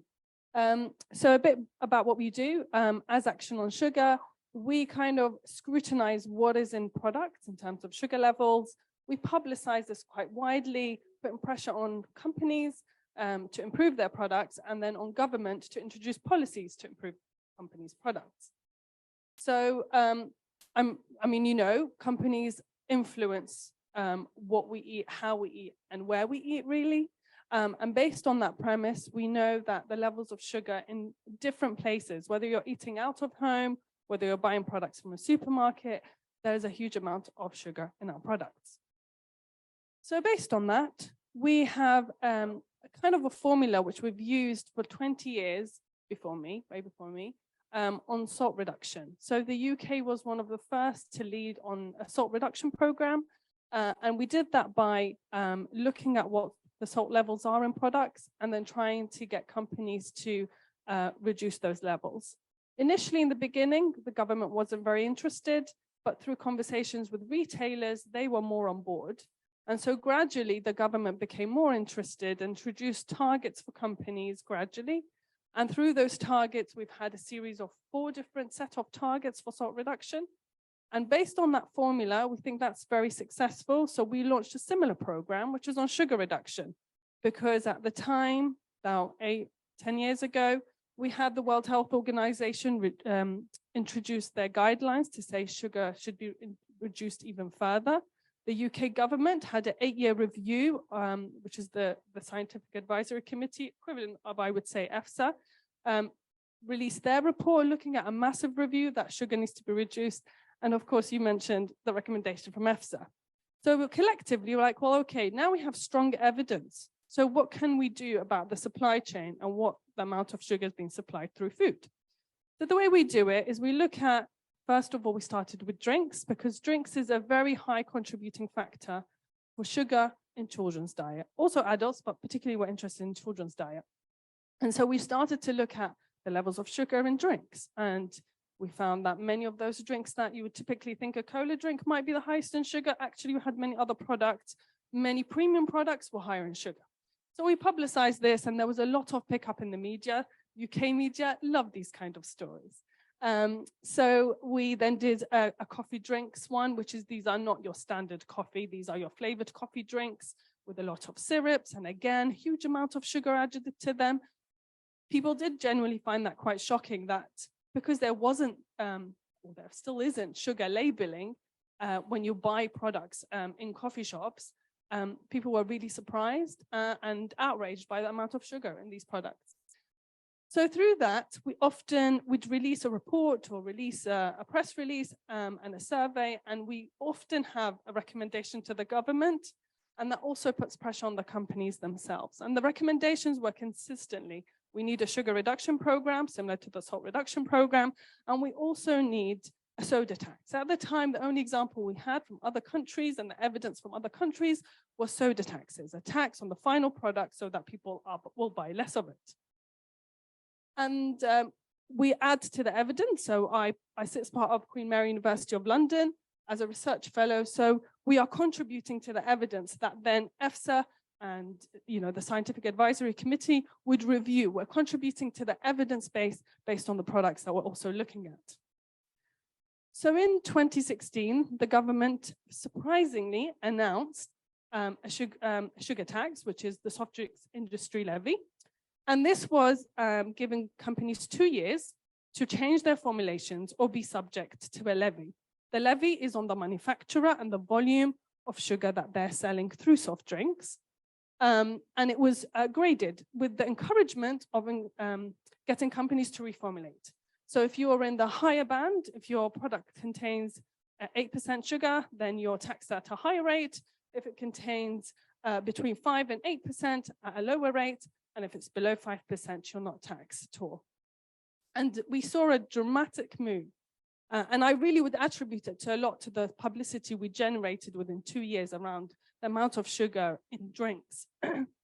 And we also worked with a big retailer. We said, why don't you do, similar to the early years of salt reduction, why don't you start cutting sugar in your own brand products by 5% every year over 5 years? And then before we know it, the government within a few months announced a similar program. And we publicized that agreement with the retailer too. And you can find more information about it on our website. So anyway, and I mean, this was introduced in 2018. We collected data on products. Literally the first week the tax came, we saw a dramatic shift in the amount of sugar that was coming in the drinks that we had previously collected data on. And I wanted to share with you, this was a paper from Oxford, and then that percentage is from a government report. So before the announcement of the tax, because actually the announcement of it has the dramatic effect, before the announcement of the tax, you could see that the toolbar, this is the distribution of products on the market in terms of soft drinks. The high bar is the zero sugar products. That stays kind of the same. But then the higher levels of sugar, so on the other side, is where the vast majority of the market was. So your typical cola drink is 10% sugar. So that's around where most of the sales were happening. Within a couple of years and after the implementation of the levy, massive shift. And you could see that spike, there you go, that spike in the middle of all the products that became just below the threshold to not be subject to the levy anymore. And then over 5 years now, the amount of sugar coming into the UK diet from soft drinks has come down by 34%. I mean, within nutrition, it's really hard to find a policy that's had such a big dramatic effect in such a short period of time. So brilliant news. And we want to kind of replicate, we're making a recommendation is how could we get that kind of program implemented for other categories where consumption and amount of sugar is coming, not just sugar, but fat and calories, excessive calories are coming, and how we can get companies to reformulate those products through strong measures. At the same time, we were also looking at sugar after 2 years, sugar in other products. And these are typical products across the board, from cakes and biscuits to children's products. And the way we publicize this is we kind of grade companies based on comparison between them.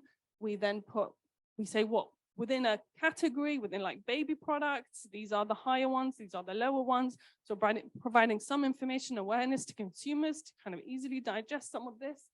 And through that, again, that puts pressure on companies because they don't want to be the ones that are named by us to be on the higher end of the spectrum. And at the same time, the policy call for these was we need a sugar reduction program with targets for companies. And that's just an illustration that not all products are the same in terms of sugar. It's very varied. And our argument, if one competitor could produce sugar with lower levels of sugar, surely you as a company could produce it too, and you just have to be more innovative to find solutions. And we know it happens. So it happens for many different reasons. I found data from 1992 of chocolate products in the UK market, and I was able to show within a 20-year period, sugar had gone up by 23%. And I'm often asked by journalists, well, why did they increase the sugar? And I'm like, well, I don't know. You should ask them. They did it. But at the same time, I could only suspect that's probably cost reasons. If cocoa becomes more expensive, then probably sugar is a cheaper ingredient, and they might be increasing it over time. But the argument stays is that if you can change your formulation to up the sugar, you can change your formulations to reduce the amount of sugar. And we know it happens. So these are different products from different coffee shops, cafes. You can see that amounts of sugar has been reduced. Through pressure, they have been reducing them. And the reason why that's happened is because at the same time as the announcement of the soft drinks industry levy, we had the government also announce the sugar reduction program. And the sugar reduction program is that exactly like the salt reduction program. But this one was slightly different. It had a very big target, which is a 20%.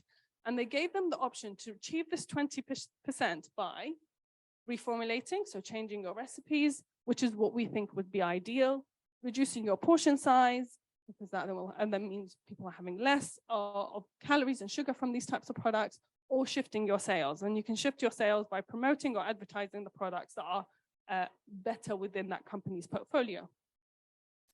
I already clicked it, no. So a 20% by 2020, and it was in all the food categories that contribute to most amount of sugar in the UK diet of children's UK diet. And they're your typical categories, your cakes, biscuits, breakfast cereals, yogurts. And within that period of time, we obviously passed 2020, and this is what the results are. Companies didn't achieve a 20%, they achieved a 3.5%.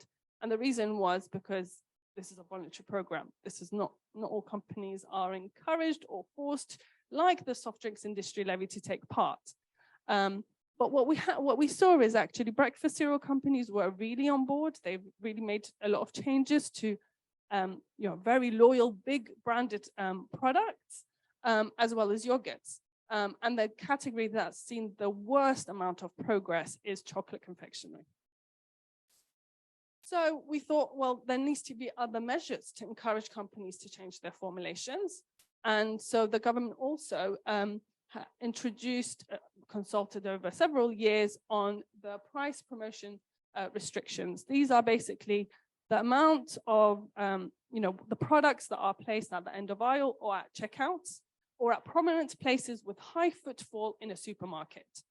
And we know these places are very popular, and a lot of companies compete over them. And so we said no products high in fat, salt, and sugar should be promoted in them. And indeed, the government have gone ahead with this. And now I think the knock-on effect is that companies are changing their formulations in order to be placed at these places in a supermarket. So this came in, sorry, just one last slide.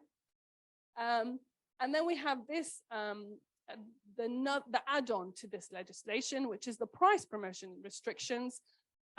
This was to stop companies from putting discounts or volume increase, like encouraging you to buy more, like buy one, get one free, or buy two for the price of, buy three for the price of two, and on HFSS products. So that would ban the companies from doing that. But unfortunately, due to strong lobbying, it's been delayed. And that's delayed until 2025. But companies knew it was coming, so they already made changes and they changed their systems. And indeed, 2 retailers have already said they're going to go ahead and not promote not put these discounts and promotions on products that are high in fat, salt, and sugar. So I think there can be drawn a lot of inspiration for European legislation around these types of regulations. And just to say, very similar products can pass or fail in terms of being promoted or not. And thank you very much for listening to me.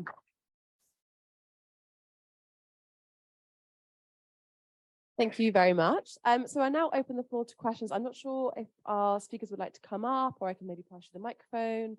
As you like, there are a few chairs, or you can stand. Maybe let's see where the questions come, and then we'll see how we go about it. So we have a question here. Are you able to get a microphone? A third microphone somewhere? No, I'll come over to you. Okay. If you could just say your name and then who your question is to. Hello, my name is Jessa from World Public Health Nutrition. My question is addressed to any relevant panelists of today. My question is, how do you mitigate pandemic risk and the risk of having a new pandemic if it might arise? Is there any strategy, guidelines, or food safety policy in place to reduce the risk of contamination and the spread of the disease? Thank you. Thank you. Anyone like to jump on that one? No.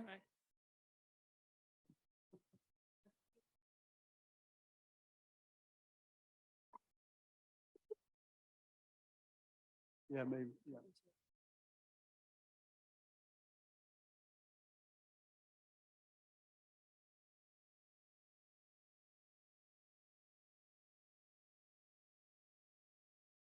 Yeah, thank you for the question. I haven't got the answer. No, I'm to be, let's say,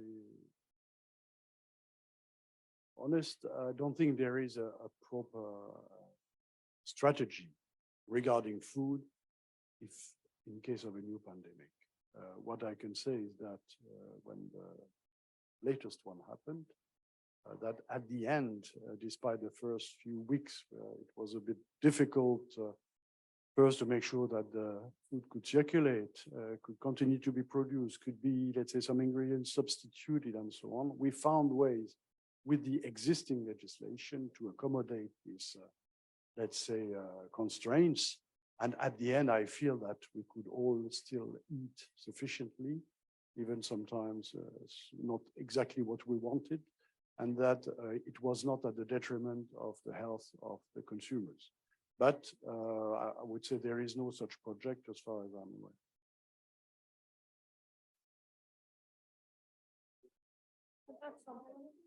I mean, in terms of what we know from an analysis that we did, the people that generally got affected by COVID quite significantly were people that are exposed to the health risks that are coming from food. So for example, the risk of overweight and obesity, there are people that were more hospitalized in the UK as a result. So I think really any policies that are going to improve our diets will have a benefit at reducing risk of individuals from a pandemic. Yes, I'm Cataldo Ricorizzo from EHPM, European Health Product Manufacturers. And thank you for all the inputs. I'll make it brief. So just a consideration on novel food. Thank you for the presentation. And the consideration is specifically on the cutoff date, May 97. It's 97 was 25 years ago. So we are all adults here, but it's possible that someone in this room has been eating some ingredients all their life, but is still and apparently forever be a novel ingredient. And also another part of consideration, 97 was a pre-computer era. So archives were usually paper archives, and many companies are no longer on the market, and it's unlikely to keep all paper archives and have this information. And one final consideration, it's on the approach on national authorities on what they consider a plausible proof of consumption. That we know it depends on national authorities, and we appreciate what the Commission does on this. And we would like to have some word from you on these issues, and we would like finally to thank SAFE for organizing the conference, the Commission to joining as speakers, because we believe that dialogue between consumers, commissions, the Parliament, and the industry is key to find solutions to these issues. Thank you. So yes, the cutoff date, that means that any product which was not consumed before that date at a sufficient level and routinely has to be scrutinized and go through an authorization. So that's already, as you say, 26 years. So that means in the latest 26 years, anything new has to be scrutinized if it wasn't there before that cutoff date. So I think in terms of safety, we are on the safe side, if I may say. On the archives, paper information is archived.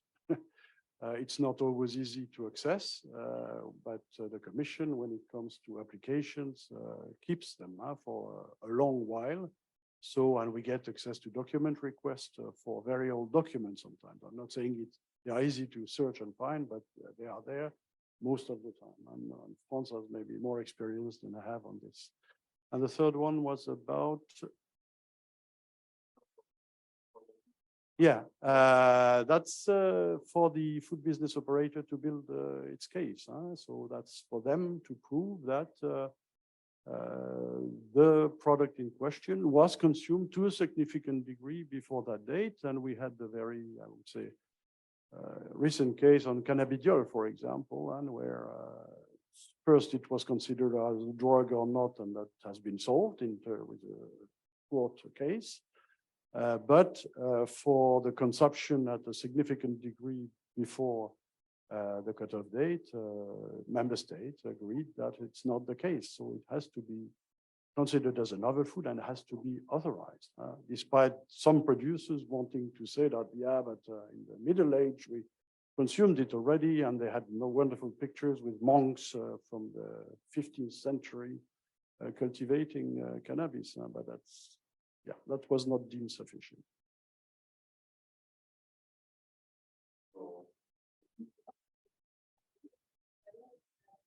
Yes, I have 3 questions. So for the Commission, you decide. There's a question that I often take from civil societies. How can we assure that our standards in the food chain are compared also with the standards of imported food? I always hear a lot of this. I try to explain, but I've been interested to see your perspective because we see a lot of ingredients, a lot of products, and we know that our standards are generally higher than other geopolitical blocs. And how can we assess that? And a question here to the panelists: if the milks were also included and plant-based drinks were also included, because before I worked in Portugal in the national parliament, and a levy that we introduced was only on soda, and the milk industry was not affected. And we made an analysis, and the chocolate milk was the highest in percentage of sugar. And for the vegan association, if you have a correlation with the health and nutritional sector, because, for example, nutrition and health are not directly correlated with the habits of foods. So the health system is more inclined to treat problems and not avoid them. And so if you work in that area, I made several questions, sorry. Okay, lots of questions there. Let's start with the first Yeah, question. well, first, as regards indeed, when we have specifications on food, they are applied as well on domestic production, as well on imported foods. So this is no difference. Where the difference is indeed where we have also here in the EU standards on the way on production of the foods. And that is indeed something which indeed have difficulties to also in World Trade Organization to impose that also to third countries to indeed have the same production standards. And that's also the reason, like for instance, if I take now the example of acrylamide, that we have indeed these difficulties, the mitigation measures, they do not apply to producers outside the EU. They do apply to producers within the EU, but not outside the EU. When we would set maximum levels to a food, that would apply as well to domestic production, as well to import food. So it's true, we try on certain new regulations, we try to also impose indeed the production conditions, like for instance, the use of antimicrobials for growth promotion, where we also impose that everything what's imported into the EU has also to be indeed not grown with indeed these antimicrobial substances for growth promotion.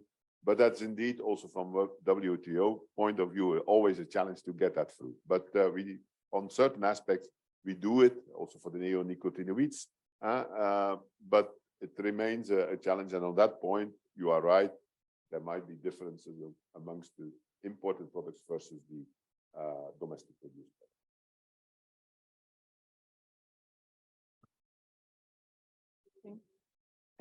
So the question about milk drinks, and yeah, Portugal was one of the first countries to adopt the similar system to the tax to the UK.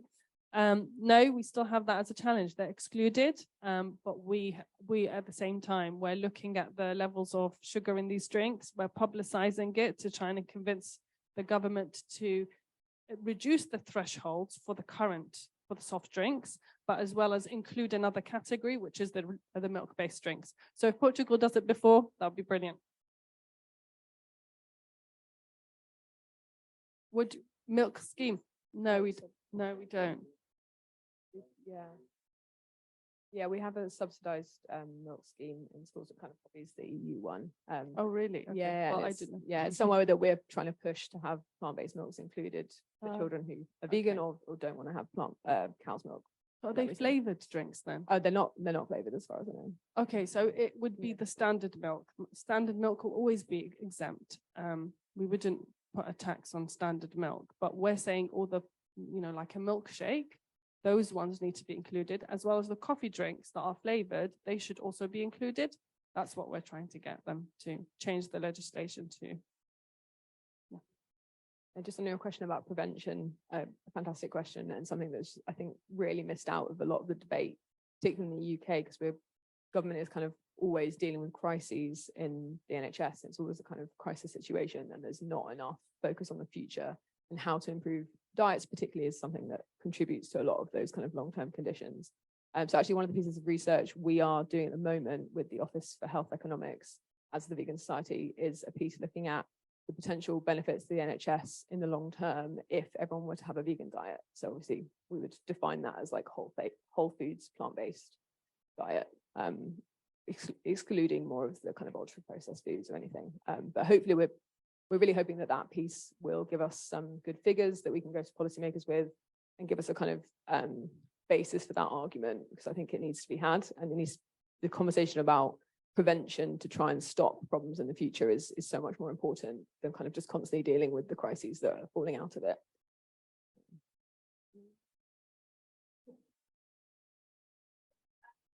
I think there are questions. Yes, yes. Oh, okay, right. We'll take the questions and we'll have coffee afterwards. Don't worry, we'll still have coffee, so no worries. Yes, let me pass the. You just introduce yourself and please keep your questions concise. Hello, Alejandro Rodarte from Food Europe. I'm here as interested as everyone to move to sustainable food systems. So my question is to all speakers, maybe who wants to answer. How can we really reach consumer acceptance for more sustainable food choices and enabling that good food environment when, on the one hand, we have a novel food regulations which focuses on many foods that could help on the objectives of the Green Deal and the farm to fork, like insects and alternative proteins and algae. But on the other hand, we have a very picky consumer where there's they would, according to Michael Pollan's grandmother and her assessment of foods, healthy foods, they wouldn't apply, because we have a lot of healthy foods that would have a lot of ingredients that would be sustainable and would make us climate change resilient. So it's an open question, so anybody who wants to tackle it, or just for the reflection.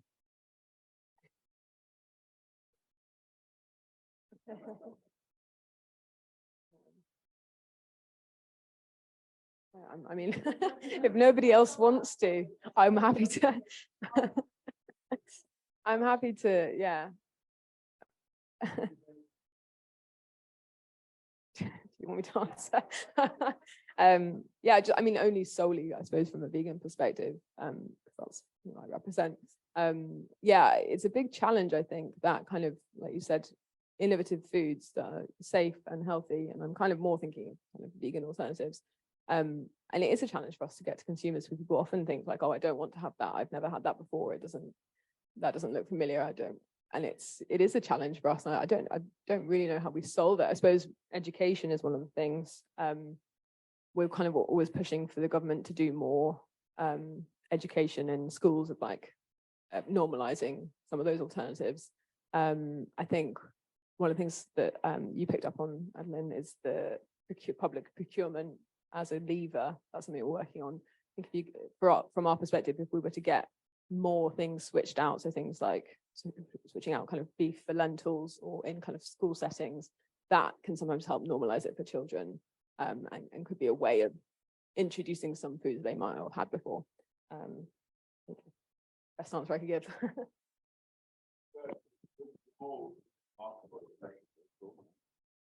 Indeed, sometimes we said indeed the consumer has to choose the healthy diets. And for instance, indeed, if you now look into the supermarket, and a lot of supermarkets, they have already Nutri-Score. So you have a lot of foods, okay, A is a healthy choice. But I have also heard today about ultra-processed foods, and there are a number of ultra-processed foods which have the Nutri-Score A. So what is then the consumer? He is so much confused, because on the one hand, it has the Nutri-Score A, but on the other hand, yeah, apparently it's ultra-processed and he should not consume it. So for the consumer, it is very difficult, and it is very difficult to find always the right balances between all these issues. Thank you. Thank you. Round of applause, no less. Okay, we also have maybe one last, there's loads of questions, loads of hands going up. I think a last question here, and perhaps at the end, if you would be so kind to also answer some questions, you might have some time right at the end. So yes, last question there. Thank you. I'm Lucia Artelano from Provic International. So staying a bit on the novel foods topic. And this question, I think, would be best answered by Mr. Gautrais, but if others want to react, I'm happy to hear your opinions. So you may have seen that last week, US regulators authorized cultivated chicken in US restaurants. And as you mentioned in your presentation, the EU safety aspect is well covered. And I feel like all as European consumer, we are very grateful for that, even if it's long. But what role do you see for the EU to follow this cellular agriculture path? And what do you think are the main barriers ahead on this process? Thank you. Yeah, it will be difficult. First question, for example, how to name these products. That's a very valid questions, and it's not one language we are talking about, but 23. So that will be in itself a challenge. No, indeed, we think that the current framework, legal framework, is able to cope with these products. EFSA will consider the safety, and it will be complex because we have many different inputs, many techniques, why not GMs which are here at the start but no more in the final product, whatever. So that will be complex. We know that, which means it will take time. One should fly.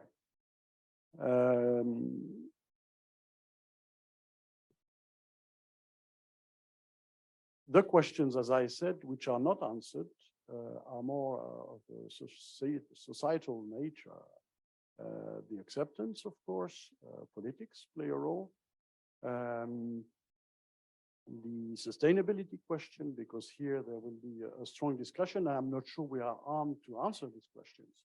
And this, I don't know who should do the effort or should invest in these questions, but these are very legitimate questions. And here, I don't know if our Horizon Europe or RTD programs are able to do that. We encourage them to work on this. I'm not sure there are projects, you need projects. And in this case, I think as we don't have any application yet. We don't have any safety assessment, so it will take time. And we should use this time to really discuss and debate. Again, who should take the initiative of the debate to be seen, but we would certainly be happy to be part of it. So that when it comes to assessing and authorizing these products, we have a clear question to the real aspirations of the consumer, and then how we can address the various needs they would have in terms of information, safety, of course, sustainability and others. And then come to something appeased and as calm as possible when it comes to authorizing. But we know already that some governments are very adamant to make it a political issue.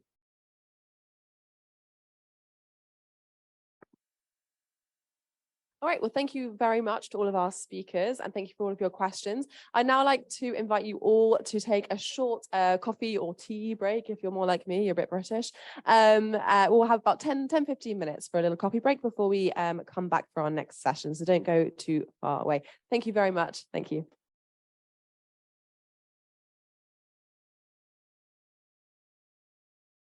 Practice. We also call for obesity to be recognized as a disease so that patients can be early diagnosed and better supported.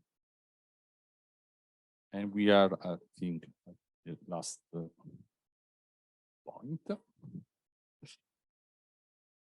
Food for inclusion is something that is very important for us. We have an ESF project that is called Food for Inclusion.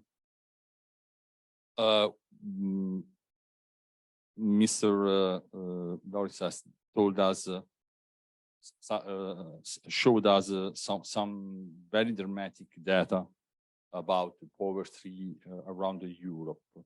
What we have seen, of course, around Europe is that inflation has been the primary driving by rising energy prices, but recently, food inflation has become the main contributor to price rises, affecting so the European households' ability to access the affordable and healthy food. This is something that we have written in our last position paper on purchasing power and unfair practice. This situation, which continues despite the fact that the food commodities are now trading around pre-crisis level, not all, but the great part, is particularly concerning as it exacerbates the already fragile store of a household due to the COVID crisis. To address the issue, SAFE's call for action from a European institution, including the introduction of price control mechanism, tracing the region of food price increase, monitoring the effects of inflation on consumers, and addressing unfair practice to protect consumers and prevent long-term socioeconomic consequences. We think that those practices are unfair, and we would like to stress the point. We cannot see always increasing the price and then remain at that level when instead the cost of the primary ingredients are less. Okay, so that's it. And those are our 10 points. So I hope that you enjoyed my presentation. And now there is the Q&A session, I think. So I give the floor to Natasha. I thank you. Thank you very much. Thank you. Yes, I think we will only take maybe one question. Perhaps also I'd like to invite back to the floor, Loris. If anyone has maybe one question, a quick question. Yes, maybe, yes, just here. Okay, I will be as short as I can. Thank you very much. I'm Alba Gil from the European Public Health Alliance, and my question is to Loris. I will not try to say your last name. I'm sorry about it. And it's about public procurement. You mentioned public procurement as a power tool to combat and to fight food poverty. Public procurement is paid with public money, and I don't want to put it in a way that can be interpreted, but crystal clear. Public money must be used to promote health, and public money must be used to fight poverty. So how can you ensure that public procurement, where not always healthy food is served, is used as a power tool to escape from poverty and not to perpetuate the food poverty trap? Thank you. Okay. Okay, yeah, I go. Well, let's distinguish. There is public procurement done by member states for their own purpose and with their own money, let's put it this way. And then the public procurement of the European Social Fund Plus for the help to the most deprived. So I'm talking about that public procurement.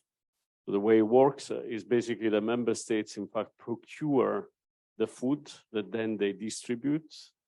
The ones who do the distributions are normally NGOs on the ground. I quoted Red Cross, Caritas, but there are really hundreds of NGOs that actually have the connection to the final beneficiary, who are the most deprived. It's in this link that we provide guidance for procuring healthy food and also stimulate good practice exchange between the different managing authorities. That's why I said, we need also the connecting the dots, what do you procure? Huh? Now, in the legislation you have to procure healthy food. What does that mean in practice? So that's also the next step.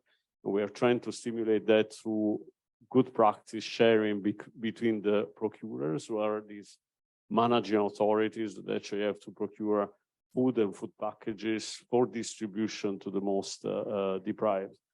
And as you see, there are quite a number of countries that go beyond it.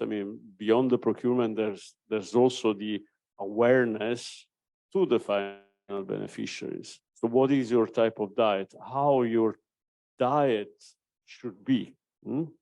Because we see that there's maybe one cornerstone of getting out of poverty. There is an amount of literature which is incredible on how poverty is generated. Starting in fact from bad habits on food, and then it becomes a chicken and the egg that perpetuates itself throughout generations and lives, and drags you into poverty simply because you've been eating really poorly in your first years of life. So then we know it very well. I mean, I can quote even we had that type of presentation by some experts. I can't recall the name. The authors were the authors of the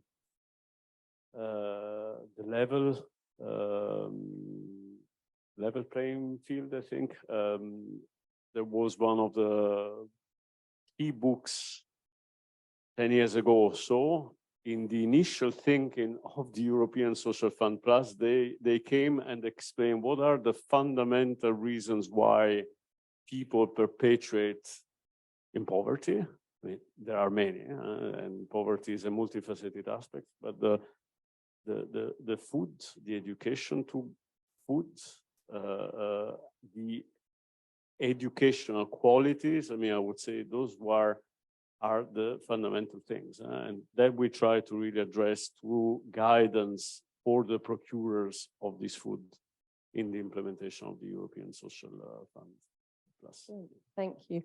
I think sadly that's probably all that we have time for in terms of questions. Talking about access to good nutritious food, we're all bellies rumbling, so I think we'll bring this to a close. Thank you very much to both of our speakers. And I'd now like to welcome to the floor Floriana, welcome back to the floor, Floriana Cimmarusti for her closing statement. So yes, thank you very much. And I'll pass the floor to you, Floriana, to close this event. Thank you. It works, yeah. Okay, so first I would like to thank you so much, all our impressive speakers. I took some notes during the conference, something really like, I find it very amazing. Like when we were talking with Kawther and Claire about sugar tax, etc., and to talk about the levy tax. So we have to be clear, the levy tax is consumers do not pay sugar drinks more, but it's the company that by reducing the amount of sugar pay less tax. So what's happened, I was very impressed by this number. Kawther works for a university and she got out from Queen Elizabeth University in London, 34% sugar less in beverage. It is enormous, 34%. So I mean, as I said before, as being myself a completely convinced pro-European and being so upset when Brexit happened, to be honest, well, what they're doing about reducing sugar in sugar drinks, it's pretty impressive.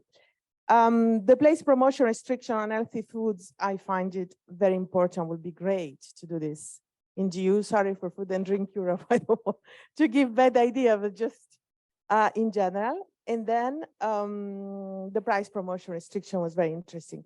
And when Loris was talking to us about inclusion, 95.3% million people are at risk of poverty. Sorry, this number are really impressive. So going on the conclusion, I just would like to briefly say that there are countries in GU or outside GU who try to establish measures to protect EU consumers and say really welcome their effort. I make an example, Norway, okay, outside EU is going to ban advertisement of unhealthy food for kids. And I find it really important because kids are very easily manipulated by advertising. I think happened to most of you who have kids to go in a supermarket and see the most famous cartoon on the package, and they're very difficult to persuade them not to buy it. So the advertising of unhealthy food for kids, it's to ban it, it's a very good idea. Germany actually is even planned to go forward to ban junk food advertisement for kids. Wales plan to restriction meal deals linked to unhealthy food. And what I would like to clarify, because I always hear when I go at EFSA, I go to meet, I always hear, Floriana, come on, we're the best food system in the world. Nobody's doing better than us. And I would like just to remind you what's happening in Latin America, just briefly. We're talking about Latin America. For instance, the Chile experience. SAPEA report of last month of June is talking about the sustainable food consumption. Is a big report, very interesting. And in that, they're really, really impressive about the Chile experience. So in Chile, actually, with the Ley de Alimentos of 2016, with this warning label, very ugly warning label, very big, very black, very dark. So it's impossible seeing on food packaging, it's really impossible. And then what's happened is that on this black labeling is written high in sugar or high in sodium or high in salt, etc. And it's so easy to understand for consumer that has successful result. So this warning label, if a product had warning label, they couldn't be advertised for kids. And then purchase with this warning label fall by 24%. So what company were doing for not having the warning label, they have to reformulate and to change the recipe. Out of 50% of product had been reformulated. 92% of consumers understand the warning label. You say, of course, it's simple, it's black, it's high in. Yes, but being safe, having done so many training for consumers to teach them how to read food labeling, I can tell you that a lot of consumers, even a doctor, an oncologist or high level, they don't know how to read food labeling. It doesn't mean that everybody knows how to read food labeling. So having such a simple food labeling was very easy for them. And 44% decrease in exposure for kids, this type of advertisement. Mexico, which is a country where there is an enormous amount of obesity, 75% of adults are overweight or obese, 29% adults are obese. And they did the same warning label, which has been very, very successful. And they again restricting the use of cartoon for kids. Just to say some example of country outside the EU. So just to conclude, I will never be tired to repeat it. The EU is the best safety system. To be good, it doesn't mean to be good enough. To be better than the others, it doesn't mean to be so good enough to protect European consumers. So the final message is, let's try to have an amazing future food sustainable system, and let's try to think and look what's happening even outside the EU. Sometimes can be interesting even for the EU system. Thank you so much.